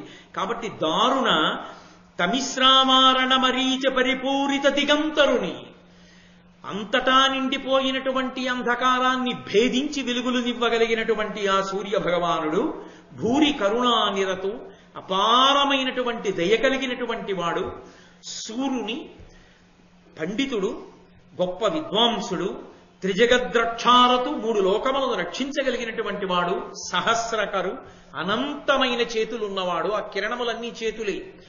కోరి భజింపుము, కోరి కోరి ఆయన్ని నువ్వు పూజించవయా, మనోరథ ఫలంబులకు భూరమణ నీకున్, నీ కోరిక తీరుతుందన్నాడు. అని ధర్మరాజు గారికి ధౌమ్యుడు 108 సూర్యనామములను ఉపదేశం చేశాడు. అందున ఆదివారం విశేషం. అందున భారత ప్రవచనాంతర్గతంగా మరీ విశేషం కదూ, పాల్గొన మాసం, అందులో ఉత్తరాయణ పుణ్యకాలం. ధర్మరాజు గారికి ఉపదేశం చేస్తూ ఒక మాట అన్నాడు. ఇది మొట్టమొదట బ్రహ్మగారు ఇంద్రుడికి ఉపదేశం చేశారు. ఇంద్రుడు నారదుడికి ఉపదేశం చేశాడు. నారదుడు వసురాజుకు ఉపదేశం చేశాడు. వసురాజు నాకు ఉపదేశం చేశాడు. నాకు అంటే ధౌమ్యుడికి. ఆ 108 నామములను నీకు ఇస్తాను. ఆ 108 నామములను నువ్వు ప్రతిరోజు కూడా ఈ గంగా నదిలో నిలబడి సూర్య భగవానుడి వంక చూసి చదవవలసింది అని. దీనిని ప్రతిరోజు ఆమ్నాయం చేస్తూ తపించు అంటే, ఇక్కడ ఈ 108 నామాలు నన్నయ్య గారి భారతంలో ఇవ్వలేదు. 108 నామాలు అని వదిలేశారంతే. 1-2 నామాలు చెప్పి ఈ నామాలతో కలిపి నామములున్నా అని వదిలేశారు. ఆ 108 నామములు పరమ ప్రశస్తములు. ఆ నామములు ఎంత గొప్పవంటే ఎంతటి ధార్మికమైన కోరికనైనా తీరుస్తాయి. అసలు ఆరోగ్యాన్ని ఇవ్వడంలో సూర్య భగవానుడికి సూర్య భగవానుడే సాటి, ఆయనే అధిష్టానం. అందుకే ఆరోగ్యం భాస్కరాదిచ్చేత్, ఆరోగ్యం ఇవ్వగలిగిన వాడెవరు అంటే భాస్కరుడు. ఇవాల్టి రోజున చంటి పిల్లల వైద్యులు కూడా ఒక మాట చెప్తున్నారు. చంటి పిల్లల్ని జాగ్రత్తగా గదిలో పడుకోబెడతాం. నీరెండ పడేటప్పుడు కానీ, సాయంకాలపు ఎండ పడేటప్పుడు కానీ కొద్దిసేపు తెర తీసి ఆ సూర్యకిరణాలు పడనివ్వండి అంటున్నారు. ఆ సూర్యకిరణాలు పడితే విశేషమైనటువంటి ఆరోగ్యాన్ని పిల్లలు పుంజుకుంటారు. నేను కొంతమంది చంటి పిల్లలకి ఆ చంటి పిల్లల వైద్యులు చెప్పగా, వాళ్ళ తల్లిదండ్రులు చెప్పగా విన్నాను. సూర్యకిరణములకు ఆ శక్తి ఉంది, అందుకే అది చైతన్యం. అందుకే చూడండి, ఇలా చూస్తే సూర్యబింబం వంక పొద్దున్నే తుమ్మొస్తుంది. ఆ జడత్వం వదిలిపోతుంది, సోమరితనం వదిలిపెట్టేస్తుంది. సమస్త నాడీమండలము చైతన్యాన్ని పొందుతుంది. ఆ ధౌమ్యుల వారు 108 నామాలు చెప్పారు. ఇది ఎవరో కొంతమందే చదువుకునేవి కావు. ఈ 108 నామములను ప్రతి వాళ్ళు చదువుకోవచ్చు. ఉదయం వేళ సూర్య భగవానుడికి ఎదురుగుండా నిలబడి ఈ నామములను చెప్పి నమస్కారం చేస్తే ఆయన అనుగ్రహించి సమస్తాన్ని ఇస్తాడు. ఆయన ఇవ్వలేనిదన్నది లేదు. అటువంటి సూర్య భగవానుడి యొక్క నామాల్ని ధౌమ్యుల వారు ధర్మరాజుకు ఉపదేశం చేసినవి. సూర్యుడు, అర్యముడు, భగుడు, త్వష్ట, పూష, అర్కుడు, సవిత, రవి, గభస్తిమంతుడు, అజుడు, కాలుడు, మృత్యువు, ధాత, ప్రభాకరుడు, భూమి, జలము, అగ్ని, ఆకాశము, వాయువు, పరాయణుడు, సోముడు, బృహస్పతి, శుక్రుడు, బుధుడు, అంగారకుడు, ఇంద్రుడు, వివస్వంతుడు, దీప్తాంశువు, శుచి, శౌరి, శనైశ్చరుడు, బ్రహ్మ, విష్ణువు, రుద్రుడు, స్కందుడు, వరుణుడు, యముడు, వైద్యుతాగ్ని, జఠరాగ్ని, ఇంధనాగ్ని, తేజస్సులకు పతి, ధర్మధ్వజుడు, వేదకర్త, వేదాంగుడు, వేదవాహనుడు, కృతము, త్రేత, ద్వాపరము, కలి, సర్వమాలాశ్రయుడు, కళ, కాష్ఠ, పక్ష, ముహూర్త, యామ, క్షణ, సంవత్సరకర, అశ్వత్థ, కాలచక్ర, విభావసు, పురుష, శాశ్వత, యోగి, వ్యక్తావ్యక్త, సనాతన,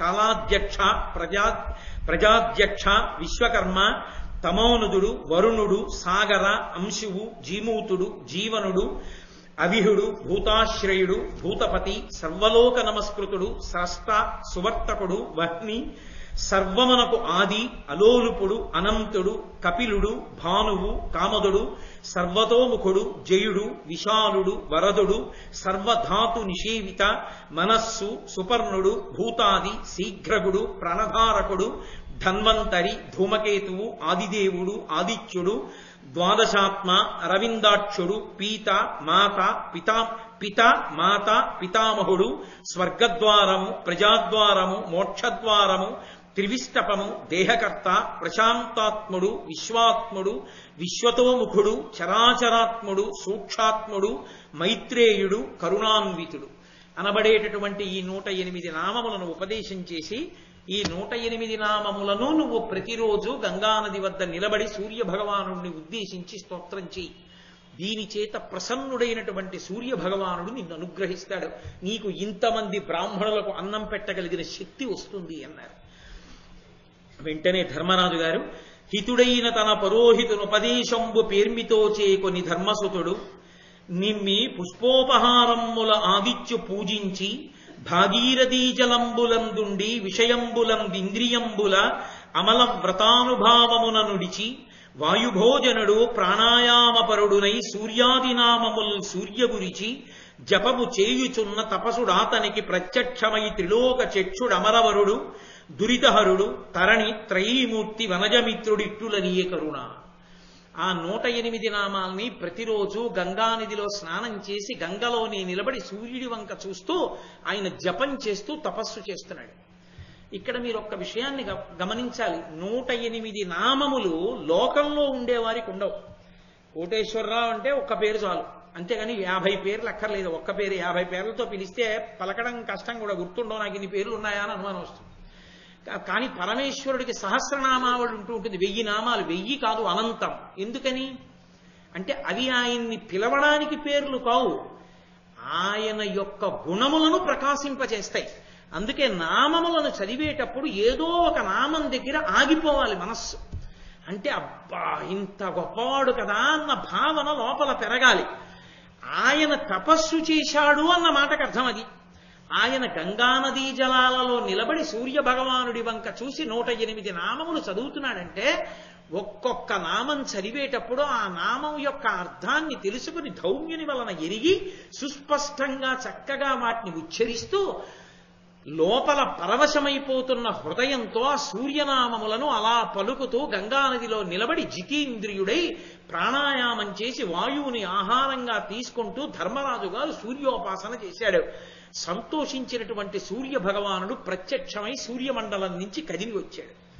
వచ్చి ఓయ్ ధర్మరాజా, నీ యొక్క జపానికి తపస్సుకి మెచ్చుకున్నాను, నీ ఏకాగ్ర దృష్టికి భక్తికి సంతోషించాను. నీకు ఈ తామ్రపాత్రను ఇస్తున్నాను, రాగి పాత్ర. ఇది ద్రౌపదీదేవి వంట చేసినప్పుడు ఆమె వంటని ఇందులో పెడుతుంది, అక్షయమవుతుంది. ఆ వంట ఎప్పుడు తరిగిపోతుంది అంటే చిట్ట చివర ద్రౌపదీదేవి భోజనం పూర్తయిపోయిన తరువాత ఇక ఇందులో, అంటే నేను సంస్కృత భారతాన్ని తెలుగు భారతాన్ని కలిపి చెప్తున్నాను. ఇక ద్రౌపదీదేవి భోజనం అయిపోయిందా, ఇక అందులో అక్షయమవుదు, కొత్తగా పుట్టదు. ద్రౌపదీదేవి భోజనం అయిపోయే పర్యంతము అందులోంచి ఎంత మంది వచ్చినా వస్తూనే ఉంటుంది ఆహారం. ద్రౌపదీదేవి వండింది అందులో పెడితే అది అలా అక్షయంగా పుడుతూనే ఉంటుంది. ఏదో అడవిలో దొరికిన 4 దుంపలు తీసుకొచ్చి కూర వండింది అనుకోండి, ఆ కూర అక్షయం అవుతుంటుంది. అందులో 4 పళ్ళు ఎట్టింది అనుకోండి, అక్షయం అవుతాయి పళ్ళు. కాస్త తేనె పోసింది అనుకోండి, అక్షయం అవుతుంది తేనె. అన్నం ఇంత వండి అందులో వేసింది అనుకోండి, అక్షయం అవుతుంది అన్నం. కాబట్టి అటువంటి శక్తిని ఆ అక్షయ పాత్ర పొంది ఉంది. నా అనుగ్రహం చేత దాన్ని నీకు ఇస్తున్నాను. ఏమి ద్రౌపదీదేవితో ఎందుకు ముడివేయాలి? ఆయన ధర్మరాజు కదూ, ఇంటి ఇల్లాలికి ఒక లక్షణం ఉంటుంది. తన భర్తలు తిన్న తర్వాత, ద్రౌపదీదేవి విషయంలో లౌకికంగా భర్త తిన్న తర్వాత, తన భర్తలు తిన్న తర్వాత ఇంటికి వచ్చినటువంటి అతిథులందరి భోజనం పూర్తయిపోయిన తర్వాత ఇక అతిథులు వచ్చేటటువంటి అవకాశం లేదు, వేళ దాటిపోయిందన్న తర్వాత అప్పుడు ఆమె భుజిస్తుంది. ఆమె భుజించింది అంటే ఇంకా ఆ రోజుకి భోజనాలు పెట్టవలసిన అవసరం పూర్తయిపోయింది. అప్పుడు అక్షయ పాత్ర ఇంకా కొత్తగా ఇవ్వదు. అందుకే దుర్వాసో మహర్షిని అప్పుడు పంపించాడు దుర్యోధనుడు వాళ్ళని ఇబ్బంది పెట్టాలని. కాబట్టి అంత శక్తి కలిగినటువంటి తామ్రపాత్రని అక్షయ పాత్రని నీకు బహూకరిస్తున్నాను. దీనితో నువ్వు ఈ 1000 మంది బ్రాహ్మణులకి అన్నం పెడుతూ నేను పెట్టలేకపోతున్నానన్న బాధ నుంచి వినిర్ముక్తుడవుకా అన్నాడు. సూర్య భగవానుడి అనుగ్రహంతో మహానుభావుడైనటువంటి ధర్మరాజు ఇన్ని వేల మంది బ్రాహ్మణులకి అన్నం పెడుతూ సంతోషంగా కాలం గడిపేస్తున్నాడు. ఈలోగా వాళ్ళు కామ్యక వనానికి బయలుదేరి వెళ్ళిపోయారు. అరణ్యంలో విదురుడు ధృతరాష్ట్రుడు ఇద్దరు కూర్చున్నారు. ధృతరాష్ట్రుడు ప్రత్యేకంగా పిలుస్తూ ఉంటాడు విదురుణ్ణి. పిలిచి కూర్చోపెట్టి ప్రశ్న వేస్తూ ఉంటాడు. విదురుడు చెప్తూ ఉంటాడు. విదురుడెప్పుడూ నీతి చెప్తాడు, ధృతరాష్ట్రుడెప్పుడూ దాన్ని తలకెక్కించుకోడు. మరి ఎందుకే పిలుస్తావు నన్ను అడుగుతావని విదురుడు అంటాడు. ఎందుకలా? విసుగు రాదా? మీరు భారతం చదవండి, చెప్పిందే చెప్తాడు విదురుడు. ఎన్ని చోట్ల చెప్తాడు. ఏమిట్రా ఇది ఇన్ని మాటలు చెప్తాడు, చదవడానికి మనకే చికాగ్గా ఉంది, విదురుడికి చికాకైదా ధృతరాష్ట్రుడికి చెప్పడానికి అనిపిస్తుంది. కర్తవ్యతానిష్ట, చెప్పడం తన కర్తవ్యం. మంత్రి కనుక చెప్తూనే ఉంటాడు. ఎప్పటి వరకు? ధృతరాష్ట్రుడు వినే వరకు. వినకపోతే వాడి కర్మ. చెప్పడం తన కర్తవ్యం, తన కర్తవ్యంలో తాను వైక్లభ్యాన్ని పొందడం, చెప్తూనే ఉంటాడు. అది మహాత్ముల యొక్క లక్షణం. కాబట్టి విదురుణ్ణి పిలిచాడు. పిలిచి, పాండవులు దేవతాంశాలు కలిగినటువంటి వాళ్ళు కదా, వాళ్ళు ఎప్పటికైనా యుద్ధానికి వస్తే నా కొడుకులకి చాలా ఇబ్బంది కదా, వాళ్ళు ఇప్పుడు అరణ్యవాసం చేస్తున్నారు కదా, వాళ్ళు ఏం చేస్తూ ఉండుంటారంటావు? ఒకవేళ 14 ఏళ్ళు పూర్తయిపోతే వాళ్ళు ఏం చెయ్యగలరంటావు అని అడిగాడు. ఎందుకు అంటే వాళ్ళు బలాన్ని నిలబెట్టుకుంటారా, నా కొడుకులు పడిపోతారా 14 ఏళ్ళ తర్వాత? ఇప్పుడు ఉందని బాధ కాదు, అప్పుడు పోతుందేమోనని వీడికి బాధ. ఇప్పుడు లేదని బాధ కాదు, 10 మందికి పెట్టానని ఆయన తృప్తి. ధర్మంతో ఉన్నవాడు అడవిలో ఉండి సంతోషంగా ఉన్నాడు. రాజధానిలో అంతఃపురంలో ఉన్నవాడు తృప్తి లేక ఏడుస్తున్నాడు. అది తేడా. ధర్మానికి అధర్మానికి తేడా అక్కడ ఉంటుంది. కాబట్టి విదురుడు అన్నాడు ధృతరాష్ట్రుడితోటి, ఏమయ్యా నేను మళ్ళీ మళ్ళీ చెప్పాలా, వాళ్ళు దేవతాంశలలో పుట్టినవాళ్ళు, వాళ్ళు ఉత్తినే ఊరుకుంటారా అరణ్యవాస అజ్ఞాతవాసాలు చేసి? అరణ్యవాస అజ్ఞాతవాసాలు చెయ్యలేనంత అల్పపరాక్రములా చేసి తీరుతారు.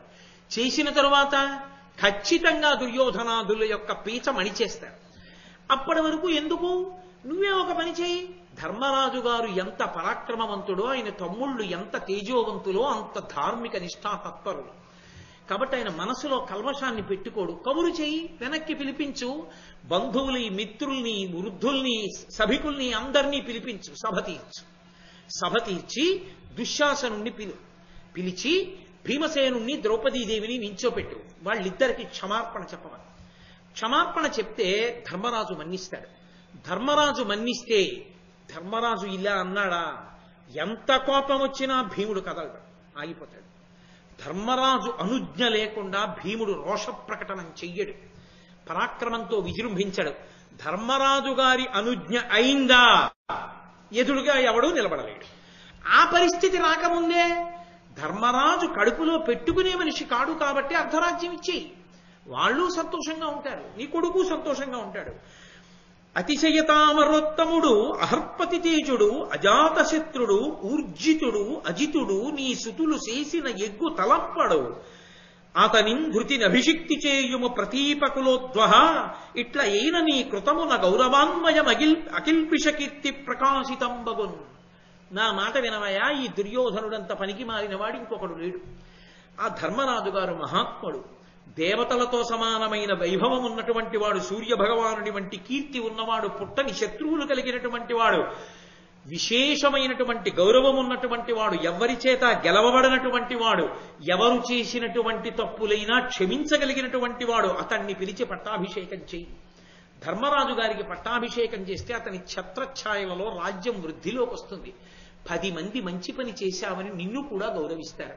కాబట్టి శాశ్వతమైన శాంతి ఏర్పడుతుంది. ధర్మరాజుకు పట్టాభిషేకం చేయమన్నాడు. అంటే ధృతరాష్ట్రుడు అన్నాడు, నీతో వచ్చిన పెద్ద పేచి ఇదే. నిన్ను పిలిచి చెప్పమంటాను, ఎప్పుడూ నా పిల్లలు బాగానే ఉంటారని ఒక్క మాట పొరపాటున కూడా అనవు. నీ కొడుకులు చచ్చిపోతారు, పాండవులు బాగుంటారంటావు. నాకు చాలా చికాగ్గా ఉంది నీ ప్రవర్తన. ఇక నువ్వు నా కంటికి కనపడకు, నా ఇంట ఉండకు, నీ ఇష్టం వచ్చిన చోటుకి నువ్వు వెళ్ళిపోన్నాడు. ఉత్తర క్షణం లేచి వెళ్ళిపోయాడు విదురుడు. చూరు పట్టుకు వేలాడే తత్వం ఉండకూడదు మంచి చెప్పేవాడికి. వాడు ఉండాలని వినేవాళ్ళు కోరుకోవాలి. వాడు అక్కర్లేదన్న ఉత్తర క్షణంలో ఆయన వెళ్ళిపోవాలి. ఎందుకని? బాధతో కాదు. ఈశ్వరుడు వాళ్ళకి ఆ యోగ్యత తీసేశాడు.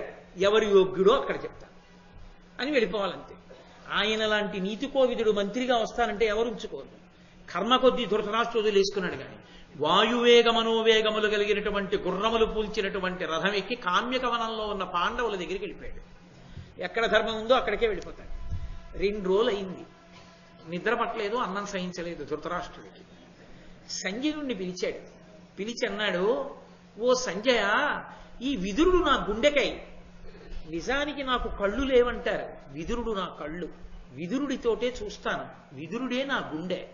వాడు లేనిదే నేను ఉండలేనయ్యా, మళ్ళీ తీసుకురా. నన్ను తిడుతూ ఉంటాడు, వింటూ ఉంటాను. ధృతరాష్ట్రుడికున్న ఒకే ఒక అర్హత ఏమిటో తెలుసా? ఇదే. అందుకే శ్రీకృష్ణుడు విశ్వరూప సందర్శనం ఇచ్చినప్పుడు కురుసభలో కళ్ళు లేని ధృతరాష్ట్రుడికి కళ్ళిచ్చి మరీ తన యొక్క విశ్వరూపాన్ని దర్శనం చేసే అదృష్టాన్ని ఎందుకు ఇచ్చాడో తెలుసా? ఒకే ఒక్క కారణానికి ఇచ్చాడు. విదురుడితో మైత్రి కొనసాగిస్తాడు. ఏం తిట్టినా ఊరుకుంటాడు. విదురుడు లేకుండా ఉండలేనంటాడు. నువ్వు ఎలాంటి వాడివైనా కనీసం ఒక సత్పురుషుడితో సహవాసం ఉంటే చాలు, భగవంతుని యొక్క అనుగ్రహం కలుగుతుంది. సత్సంగత్వే నిస్సంగత్వం, నిస్సంగత్వే నిర్మోహత్వం, నిర్మోహత్వే నిశ్చలతత్వం, నిశ్చలతత్వే జీవన్ముక్తి అన్నారు అందుకే శంకర భగవత్పాదులు. కనుక మళ్ళీ ఈ విదురుడు వెడుతున్నాడు కామ్యకవనానికి, పాండవుల దగ్గరికి రథం మీద వెడుతుంటే చూశాడు ధర్మరాజు గారు. మళ్ళీ విదురుడు వస్తున్నాడు. ఓ, నాకు అనుమానంగా ఉంది. మనం గబగబా బయలుదేరి అరణ్యవాసానికి వచ్చేస్తున్నటువంటి త్వరలో అర్జునుడి యొక్క గాంధీవము, భీముని యొక్క గదా లాంటివి తెచ్చుకోవడం మరిచిపోయాం. అవి ఉండిపోయాయి కదా మీవి, అవి పణంగా పెట్టి జూదమాడండి అని పిలవడానికి మళ్ళీ వస్తున్నాడేమో, పిలిపించారేమో కౌరవులు. కానీ ఈసారి నేను జూదం ఆడను. ఎందుకని? అనుజ్యూతం కూడా అయిపోయింది, రెండో మాట పునర్జ్యూతం అయిపోయింది, ఆడాలనేం లేదు తెలుగు భారతం ప్రకారం. అందుకని నేను ఆడను, నేను వెళ్ళను అన్నాడు. అని ఇది ఒక మనిషిని చూడగానే ఒక ఆలోచన వస్తుంది కాబట్టి అందుకు వస్తున్నాడేమో అని లేవకుండా కూర్చోలేదు. గబగబా లేచాడు, ఎదురెళ్ళాడు, విదురుడికి స్వాగతం చెప్పాడు, తీసుకొచ్చాడు, కూర్చోబెట్టాడు, అర్ఘ్యపాద్యాదులు ఇచ్చాడు, నమస్కరించాడు, గౌరవించాడు. అయ్యా, మీ వంటి పెద్దలు వచ్చారు, పరమ సంతోషం. ధృతరాష్ట్ర మహారాజు కుశలమా, దుర్యోధనాదులు కుశలమా, దేనికొచ్చారు ఆజ్ఞాపించండి అన్నాడు. ఏమీ లేదురా నాయన, ఒకరోజు ధృతరాష్ట్రుడు పిలిచి మంచి చెప్పమన్నాడు, మీరేం చేస్తున్నారని అడిగాడు. ఇదిగో ఇది చెప్పాను, నన్ను వెళ్ళిపోమన్నాడు, మీ దగ్గరికి వచ్చేసాడు అన్నాడు. పరమ సంతోషం, మీరు కూడా వచ్చేశారు, రండి కూర్చోండి అన్నాడు. ఏమిటి లోటు వచ్చింది నాకు చెప్పండి ధర్మరాజుకి? కొన్ని వేల మంది బ్రాహ్మణులు, నిత్యాగ్నిహోత్రీకులు, చక్కగా వాళ్ళందరూ వేదం చదువుతుంటారు, మంచి మంచి విషయాలు చెప్తూ ఉంటారు, అవన్నీ వింటూ ఉంటాడు. హాయిగా ఎంత సంతోషం చూడండి. యాత్రకు వెళ్ళినప్పుడు సాధారణంగా, అంటే మరోలా అనుకోకండి, ఆ యాత్రికి వచ్చినటువంటి స్త్రీలు ఓ మాట అంటారు, హాయిగా ఉందండి, వంట పెడత తప్పిపోయింది, ఏదో ఆ వేళటికి పలహారం భోజనం హాయిగా చేసేస్తున్నాం అంటుంటారు. అలా ద్రౌపదీదేవి ఏదో ఒకరికి వంట చేస్తే చాలు, వేల మందికి అక్షయ పాత్ర సిద్ధం చేస్తుంది. కడుపు నిండా అందరూ, అందులో ఆదిత్యుడి ప్రసాదం ఇది, బుద్ధి వైభవం చక్కగా ఉంటుంది. చక్కగా అందరూ హాయిగా భోజనం చేస్తారు, కూర్చుంటారు. ఏదో తినేయడం, పడుకోవడం, వ్యాయామం చేయడం, మళ్ళీ పడుకోవడం కాదు. చక్కగా వాళ్ళు మళ్ళీ ఆ వేదం వింటూ ఉంటారు, పురాణీతిహాసములను వింటూ ఉంటారు, మంచి విషయాలు వింటూ ఉంటారు, అకల్మషమైనటువంటి బుద్ధితో ఉంటారు. అంత చక్కగా గడుస్తోంది. పెద్ద నిండు పేరోలగంలో ఉన్నట్టుగా ఉన్నాడు ధర్మరాజు గారు. ఏడుస్తూ కుతంత్రాలు చేసుకుంటున్నాడు దుర్యోధనుడు. ఏమిటి సుఖం ఉండి మనస్సు ధర్మంతో లేనప్పుడు? కాబట్టి ఇప్పుడు సంజయుడు వెళ్ళాడు విదురుణ్ణి తీసుకురావడానికి. వెళ్ళేటప్పటికీ ధరణీదేవ సహస్ర సంఘములతో ధౌమ్యుండు ధర్మక్షమాభరణం నల్గురు తమ్ములున్ విదురుడున్ పాంచాలియున్ ప్రీతి బంధురులై కొల్వగనొప్పుచున్న బుధబంధున్ ధర్మరాజున్ ప్రభాస్వర తేజున్ ప్రభుగాంచి సంజయుడు సంజాత ప్రమోదాత్ముడై అక్కడ అనేక వేల మంది బ్రాహ్మణులతో, ధౌమ్యుడితో, ధర్మము ఓర్పు కలిగినటువంటి 4 తమ్ముళ్లతో, విదురుడితో, ద్రౌపదీదేవితో, పెద్ద కొలువుకూటంలో కూర్చున్నటువంటి మహారాజులా కూర్చుని ధర్మపర్ణాలు వింటున్నటువంటి ధర్మరాజు గారిని చూసి, అరణ్యవాసం చేస్తున్నాడని మేము బెంగపెట్టుకున్నాం కానీ ఎంత సంతోషంగా ఉన్నారా పాండవులని, వాళ్ళ సంతోషాన్ని చూసి సంతోషించిన సంజయుడు గబగబా వెళ్ళి ధర్మరాజు గారితో ఈ మాట చెప్పాడు. ధృతరాష్ట్రుడు ఉండలేకపోతున్నట్ట, విదురుణ్ణి తీసుకొచ్చేయమన్నాడు. వెంటనే ధర్మరాజు అన్నాడు, ఎందుకు మీరు వెళ్ళకండి, అలాగే అంటాడు, మళ్ళీ మీరు ఏమైనా అంటే మిమ్మల్ని తిడతాడు అనలేదు. ధృతరాష్ట్రుడు రాజు, మా పెదనాన్న మహానుభావుడు, ఆయన పిలిచినప్పుడు వెళ్ళిపోవాలి. ఈ మాట అనకపోతే ధర్మరాజు, విదురుడు ధర్మరాజు కడుపులో పెట్టుకోడు పిలిస్తే అన్న మాటకు అర్థం లేదు. ఒక్క మాట ఎక్కువ ధర్మరాజు మాట్లాడాడు అనుకోండి, విదురుడి కితాబు ఇవ్వడం అర్థరహితం కాదు. ధృతరాష్ట్రుడు పిలిచాడు, వెళ్ళండి, వెళ్ళి మా పెద్దనాన్నగారి దగ్గర ఉండి మంచి మాటలు చెప్తూ ఉండండి. మా పెద్దనాన్నగారు వింటే అంతా శుభమే జరుగుతుంది, కాబట్టి మీరు వెంటనే బయలుదేరండి అన్నాడు. విదురుడు పరమ సంతోషాన్ని పొంది మళ్ళీ ధృతరాష్ట్రుడి దగ్గరికి వచ్చాడు. ధృతరాష్ట్రుడు పిలిచాడు, కూర్చోబెట్టుకున్నాడు, మళ్ళీ మంత్రి పదవిని ఇచ్చాడు. తను చెప్పవలసింది చెప్తున్నాడు, తను వినకూడనివన్నీ తాను వదిలేస్తున్నాడు ధృతరాష్ట్రుడు. ఇది దుర్యోధనాదులకు తెలిసింది. వాళ్ళ పండగ చేసుకున్నారు, అమ్మయ్య విదురుడు వెళ్ళిపోయాడు. వాళ్ళకి కావలసింది ఏమిటి? మంచి చెప్పేవాడు ఉండకూడదు. అదో విచిత్రం. మంచి చెప్పేవాడిని పంపించేయడానికి ఎన్ని కుతంత్రాలు చేస్తారో కొన్ని చోట్ల. కాబట్టి మంచి చెప్పేవాడు వెళ్ళిపోయాడని సంతోషించారు వాళ్ళు. మళ్ళీ వచ్చేశాడు విదురుడు, మళ్ళీ మంత్రి పదవిలో ఉన్నాడు. ఒరే, అందులో పాండవుల దగ్గరికి వెళ్ళొచ్చాడు, వెళ్ళకపోతేనే పొగుడుతాడు, వెళ్ళొచ్చాడు ఇంకెంత పొగుడుతాడో, మా నాన్న మనసేం మారుతుందో. అంటే కర్ణుడు అన్నాడు, మనం అంతకాలం ఎదురు చూడొద్దు, మనం చతురంగ బలాలతో బయలుదేరి బ్రాహ్మణులతో కలిసి ఉన్నాడు, దగ్గర సైన్యం లేదుగా, పాండవుల 5గురిని మట్టు పెట్టేద్దాం, పదండి యుద్ధానికి బయలుదేరదాం అన్నాడు. దుర్యోధనుడు అన్నాడు, ఈ ఆలోచన బాగా నచ్చింది, వాళ్ళు చెప్తే ఏదైనా నచ్చుతుంది, వాడికి ఏది మంచి మాట కాదో అది వెంటనే హత్తుకుంటుంది. మీరు చూడండి, లోకంలో ఇలాంటి వాళ్ళు చాలా మంది ఉంటారు. వాళ్ళ అమాయకత్వం ఎక్కడుంటుందంటే, వాళ్ళకి అసలు ఎవరి దగ్గర ఏమి పుచ్చుకోవాలి అన్న విషయంలో అవగాహన ఉండదు. అందరితో స్నేహం చేస్తారు, తొందరగా అల్పుల పట్ల ఆకర్షితులవుతారు. ఆకర్షితులై చెయ్యకూడని పనులు వాళ్ళు ఏవి చేస్తారో వాళ్ళకి ఆకర్షితులై ఆ పనులు చేస్తారు. మంచివాళ్ళు చేసే పనులను ప్రయత్నపూర్వకంగా వాళ్ళు దాన్ని అలవరుచుకోరు. వాళ్ళు మంచివాళ్ళు కాదు, అదో బలహీనత.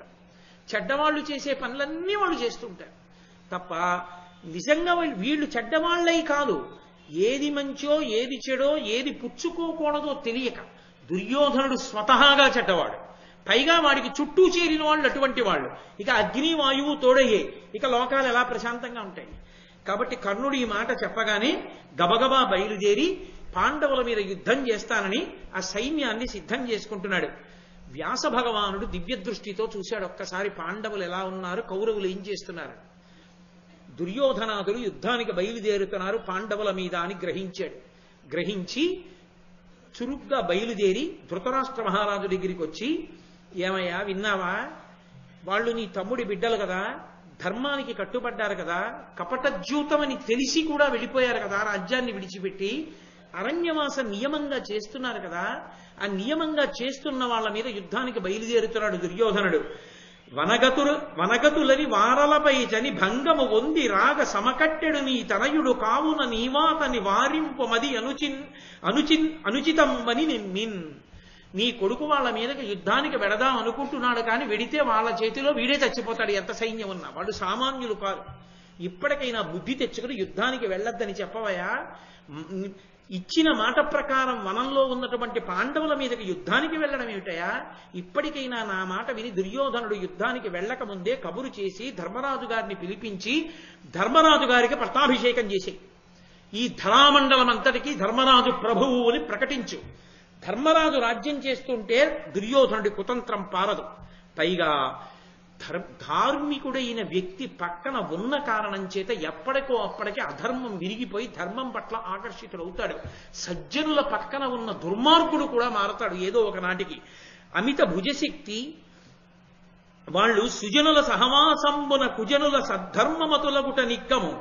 ధర్మజునొద్ద నుండి నీ ఆత్మజుడు ప్రశాంతుడు ధర్మ మార్గుండునగున్. ధర్మరాజు పక్కనుంటే కాస్త ప్రశాంతత వచ్చి ధర్మంగా ఉందామన్న కోరిక పుడుతుందయా నీ కొడుక్కి. అందుకని ధర్మరాజుని పిలిచి పట్టాభిషేకం చెయ్యి అన్నాడు వేదవ్యాసుడంతటి మహానుభావుడు. నాకు నువ్వు అదిగో ఆ పాండురాజు విదురుడు ముగ్గురు సమానం, అలాగే నీకు కూడా పాండవులు నీ కొడుకులు సమానులుగా ఉండాలిగా, నీ తమ్ముడి బిడ్డలేగా, ఎందుకంత కక్షబోనే వాళ్ళ మీద. నా మాట విను. ఈ లోకంలో ఉన్న మర్యాద ఏమిటో తెలుసా, పరమ దుర్మార్గుడు కూడా సజ్జనుడి పక్కన ఉంటే కొంత దుర్మార్గం అణిగిపోతుంది. రామకృష్ణ పరమహంస ఒక మాట చెప్తుంటారు, ఏనుగు అలా వెళ్ళిపోతూ ఉంటుంది, దానికి ఏం అవసరం, అక్కడ పాకిన జాజి తీగని తొండం పట్టుకు లాగేస్తుంది. అదే పక్కన మామటి నడుస్తున్నాడు అనుకోండి, అది ఇలా తొండం ఎత్తుదామని ఎత్తుతుంది, మామటి అంటాడు ఇలా దింపేస్తుంది, మళ్ళీ ఇటు ఎత్తబోతుంది, అంటాడు మళ్ళీ దింపేస్తుంది.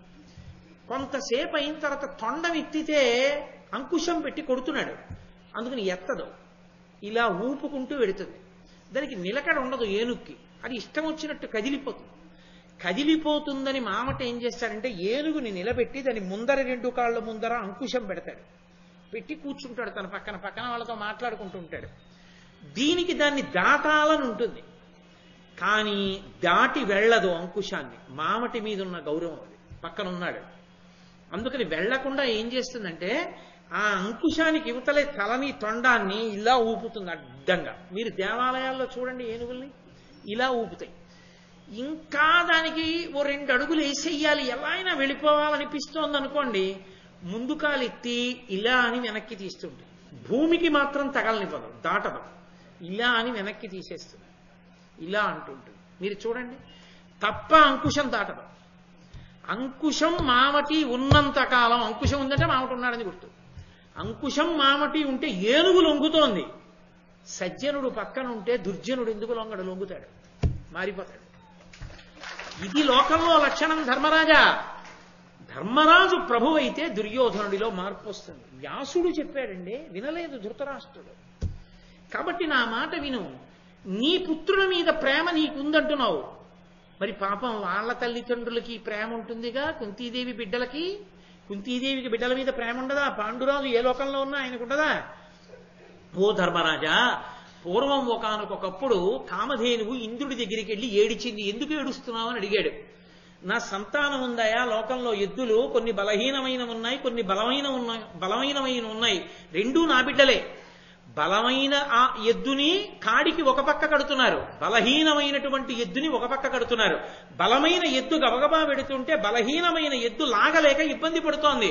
అందుచేత నా బిడ్డలకి కలిగిన కష్టాన్ని నివారించమని అడిగింది. ఇంద్రుడు నవ్వి, ఇద్దరు నీ బిడ్డలేగా, నా దగ్గరికి వస్తే ఏం చేస్తానన్నాడు.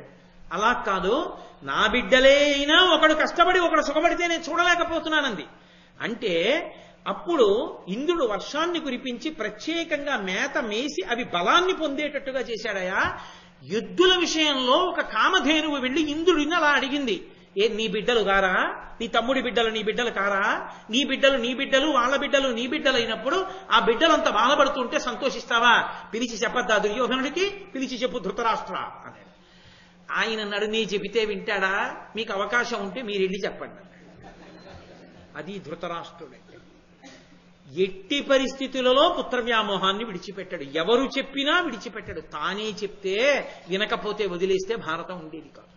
అందుకే కుటుంబ యజమాని ఎంత జాగ్రత్తగా ఉండాలో భారతం నేర్పుతుంది. కనుక ఇప్పుడు వ్యాసుడు అన్నాడు, నేను చెప్పడం కాదయా, మైత్రేయ మహర్షి వస్తున్నారు, ఆయన చెప్తారులే నీ కొడుకుతో అన్నాడు. మైత్రేయ మహర్షి బయలుదేరి వస్తూ, పాండవులు కురుక్షేత్రానికి దగ్గరలో ఉన్నారు, నేను వాళ్ళని చూసి వచ్చానన్నాడు. ధృతరాష్ట్రుడు మైత్రేయ మహర్షిని చూసి అడిగిన ప్రశ్న వింటే ఎంత ఆశ్చర్యంగా ఉంటుందో. ఏమని అడిగాడో తెలుసా? అమిత భుజశక్తినంతక సముల పాండుసుతులు ఇందు సౌభ్రాత్ర స్నేహమునకు విచ్ఛేదముగా సమయాతిక్రమము సేయ సమకట్టరుగా. ఓ మైత్రేయ మహర్షి, పాండవుల్ని చూసి వచ్చానంటున్నావు కదా, అమిత భుజపత్తి అంతక సములు ఆ పాండుసుతులు. యముడు ఎంతటి బలపరాక్రమములున్నవాడో ఆ పాండురాజు యొక్క కొడుకులైనటువంటి పాండవులు అంతటి బలవంతులు. వాళ్ళకంత భుజశక్తి ఉంది కదా అని కొన్నాళ్ళు అరణ్యవాసం చేసి, ఏమిట్రా మాయాజ్యూతంలో పెట్టిన నెపానికి మనం 12 ఏళ్ళు అరణ్యవాసం చెయ్యాలని ఎక్కడుందని తిరిగి వచ్చేసి యుద్ధం చేయరు కదా, మాట తప్పరు కదా. విసుక్కోకుండా ఎలా అయినా సత్యానికి కట్టుబడి 12 ఏళ్ళు అరణ్యవాసం, 1 సంవత్సరం అజ్ఞాతవాసం చేసే బుద్ధితోనే ఉన్నారా? వాళ్ళు బాధపడుతున్నారని కాదు, వాళ్ళు అలాగే ఉంటున్నారా? వాళ్ళు ఏం బాధలు పడుతున్నారు, ఏం తింటున్నారని అడగలేదు. ఎంత పుత్ర వ్యామోహమో చూడండి. చనుదించి మహామునివరుల అనవరతము వారలకు ప్రియంబనరంగ దీవన లీగి చేసి కుశలమా మునుజీశ్వర వారు ధర్మమతియుతులగుటను. ఓ ధృతరాష్ట్ర మహారాజా, కొన్ని వేల మంది బ్రాహ్మణులకు ప్రతిరోజు అన్నం పెడుతూ వాళ్ళు చెప్పినటువంటి ధర్మాన్ని వింటూ ఎంతో సంతోషంగా ధర్మరాజు కాలాన్ని గడుపుతున్నాడు. నీకొక్క మాట చెప్పనా, వాళ్ళు సత్యాన్ని విడిచిపెట్టేస్తారేమో అని అడిగావుగా. వారల సమయము తప్పిన వారి జరిపుహితుల గతుల అవశ్యము తప్పున్ వారికి నకారణంబ నికారము నీ కొడుకు చేసే కడునహితుండై. దుర్యోధనుడు పక్కనే ఉన్నాడు చెప్తున్నప్పుడు మైత్రేయ మహర్షి. నిజంగా పాండవులే ధర్మాన్ని విడిచిపెట్టేసి తమ సౌకర్యాన్ని చూసుకుంటే సూర్యచంద్రులు గతులు తప్పుతారు. ధర్మమే కావాలి తప్ప ధర్మాన్ని విడిచిపెట్టి భోగం పాండవులకు అక్కర్లేదు. భోగమా ధర్మమా? ధర్మమే, ధర్మబద్ధమైన భోగమే తప్ప ధర్మాన్ని విడిచిన భోగాన్ని వాడు అపేక్షించరు. కాబట్టి ఆ పాండవులు ధర్మానికి కట్టుబడ్డారయా, సత్యసంధులు. వాళ్ళు అలా మధ్యలో వచ్చి నీ బిడ్డల్ని చెనకే వాళ్ళు కారు. కానీ నీ కొడుకు వాళ్ళని అవమానించాడు, మాయాద్యూతంలో ఓడించాడు, వాళ్ళని అరణ్యవాసానికి గురి చేశాడు. ఇప్పటికైనా నా మాట విని ఆ పాండవులను పిలిపించి చక్కగా కూర్చోపెట్టి వాళ్ళ రాజ్యం వాళ్ళకిచ్చి సంతోషంగా గడపవయ్యా అన్నాడు. ధృతరాష్ట్రుడు ఏమీ మాట్లాడలేదు. కానీ దుర్యోధనుడు తన కాలి బొటనవేలితో నేల మీద గీస్తూ కుడి చెయ్యి ఎత్తి తొడ మీద కొట్టుకుంటూ వెకిలి నవ్వు నవ్వుతూ విన్నాడంటే, నువ్వు చెప్పొచ్చేవాడివి మేము వినేవాళ్ళమా? పాండవులంతా తేజోవంతులా, నేనంత చేతకాని వాణ్ణా అని నిర్లక్ష్యంగా విన్నాడు. మైత్రేయ మహర్షి అన్నారు, చేతకాక వచ్చి నీకు చెప్పలేదు, నీ మంచి కోసం చెప్పాను. నేను మంచి చెప్తుండగా నువ్వు పెడబుద్ధితో వింటూ నేల మీద వేలితో గీతలు గీస్తూ వెకిలి నవ్వు నవ్వుతూ చేతితో తొడని కొట్టావు. సభాయందు పెద్దలున్న చోట, పరస్త్రీలున్న చోట పురుషుడు తొడ మీద చెయ్యి వేసిన చప్పుడు అవ్వకూడదు, మహాదోషం. కాబట్టి తొడ మీద చెయ్యి వేసి చప్పుడు చేశావు. తొడ మీద చెయ్యి వేసి చప్పుడు చేశావు కనుక వచ్చే కురుక్షేత్ర యుద్ధంలో నీ తొడలు రెండు భీముని గదాదండము చేత విరిగిపోయి నేలపడేదవుగాక అని శపించాడు. శపిస్తే ధృతరాష్ట్రుడు కంగారు పడిపోయాడు. అయ్య బాబోయ్, అంత శాపం ఇచ్చేశారు నా కొడుక్కి, ఏదైనా శాపావకాశం చెప్పండి, నా కొడుకు అలా పడిపోతే ఎలా అన్నాడు. మాట వినకపోవడం ఎంత ప్రమాదానికి ఎడుతుందో చూడండి. అన్ని రోజులు సాగుతాయా? మాట వినకుండా పోతే పెద్దలు ఒప్పుకుంటారా? ఎక్కడో అక్కడ కట్టి కుడిపింది ఇంతమంది పడిన ఖేదం. విదురుడు ఎన్ని మాటలు చెప్పాడో వింటే పోయేదిగా. వినకపోయిన దోషం ఇప్పుడు కట్టి కుడిపింది. మైత్రేయుడు అన్నాడు, కడగి సమబుద్ధి వీనికి కలిగనేని కాదు శాపఫలంబు, అట్లు కాక బుద్ధిహీనుడై గర్వితుండగు నేని శాప హవ్యవాహ ఫలంబు వీడనుభవించు. నా మాట విని ఇప్పటికైనా బుద్ధి మార్చుకుని వెళ్లి పాండవుల్ని పిలిచి వాళ్ళకి అర్ధరాజ్యం ఇచ్చి వాళ్ళని పట్టాభిషేకం చేసి తన రాజ్యాన్ని తాను పరిపాలించుకుంటూ సద్బుద్ధితో ప్రవర్తించాడా, దుర్యోధనుడికి నా శాపం వర్తించదు. అలా కాకుండా ఇప్పటికీ పెడబుద్ధితో పాండవులు అరణ్యవాస అజ్ఞాతవాసాలే చెయ్యాలి, ఈ ధరణీ మండలాన్నంతటినీ నేనే పరిపాలిస్తానని మంకు పట్టి కూర్చున్నాడా, నా వాక్కు అగ్నిహోత్రం, తిరుగులేదు, నా శాపం ఫలించి వాడి తొడలు విరిగిపోతాయి కురుక్షేత్రంలో. తండ్రి కొడుకులు తేల్చుకోండని మైత్రేయుడు లేచి వెళ్ళిపోయాడు. పెడబుద్ధి ఉన్నవాడు కర్మఫలాన్ని అనుభవించవలసినటువంటి వాడికి బుద్ధి మారుతుందా? ఆ భీముడు నన్నేం చేస్తాడు, మైత్రేయుడి శాపం నన్నేం చేస్తుంది అన్నాడు. దుర్మార్గుడైనటువంటి దుర్యోధనుడికి శాపవాక్కు పొందడం కూడా ఒక మంగళప్రదమైన విషయమే. ఎందుకంటే అధర్మం కూలిపోతుంది. కాబట్టి ఇవాల్టి కథాక్రమాన్ని అక్కడ నేను ఆపు చేసి రేపు సాయంకాలం 6:30 ఇవాళ చాలా అద్భుతమైనటువంటి విషయం. ఆదివారం పూట సూర్య భగవానుని యొక్క స్థితి, అక్షయపాత్ర ప్రదానము చెప్పుకోగలిగాం, వినగలిగాం. అయ్యప్ప స్వామి కృప. రేపటి రోజున ఫాల్గుణ మాసంలో శుక్లపక్షంలో అద్భుతమైన రీతిలో ద్వాదశి తిథి నాడు సోమవారం కూడింది. ద్వాదశి విష్ణుప్రీతి, సోమవారపు ప్రదోష వేళ శివప్రీతి. శ్రీకృష్ణ భగవానుడు అనుగ్రహిస్తే రేపటి రోజున అర్జునుడు ఘోరమైనటువంటి తపస్సు చేసి కిరాతార్జునీయంలో పరమశివుని యొక్క అనుగ్రహాన్ని పొంది పాశుపతాస్త్రాన్ని పొంది నన్నయ్య గారు శివుడి మీద అర్జునుడి ద్వారా పలికించిన దండకంతో ఉపన్యాసాన్ని పూర్తి చేసే ప్రయత్నం చేస్తాను. దాని వలన మనకి కాలము ఫలవంతమవుతుంది చక్కగా. అందున దేవాలయంలో కూర్చుని వినడం. కాబట్టి రేపటి రోజున ఆ ఘట్టం వరకు వెళ్లే ప్రయత్నం చేస్తాను, ఆ పైన కృష్ణ భగవానుడి యొక్క అనుగ్రహం బట్టి రేపు మళ్ళీ సాయంకాలం 6:30 కలుసుకుందాం. మంగళాశాసన బలై మదాచార్య పురోగమై సర్వైశ్చ పూర్వైరాచార్యై సత్కృతాయాస్తు మంగళం. మంగళం కోసలేంద్రాయ మహనీయ గుణాత్మనే చక్రవర్తి తనూజాయ సర్వభౌమాయ మంగళం. ఉమాకాంతాయ కాంతాయ కామితార్థ ప్రదాయినే శ్రీగిరీశాయ దేవాయ మలినాథాయ మంగళం. కరచరణకృతం వా కర్మవక్కాయజం వా శ్రవణనైనజం వా మానసం వా పరాధం విహితమవిహితం వా సర్వమేత్తక్షమస్వా శివ శివ కరుణాబ్ధే శ్రీ మహాదేవ శంభో. సర్వం శ్రీ ఉమామహేశ్వర పరబ్రహ్మార్పణమస్తు. స్వస్తి.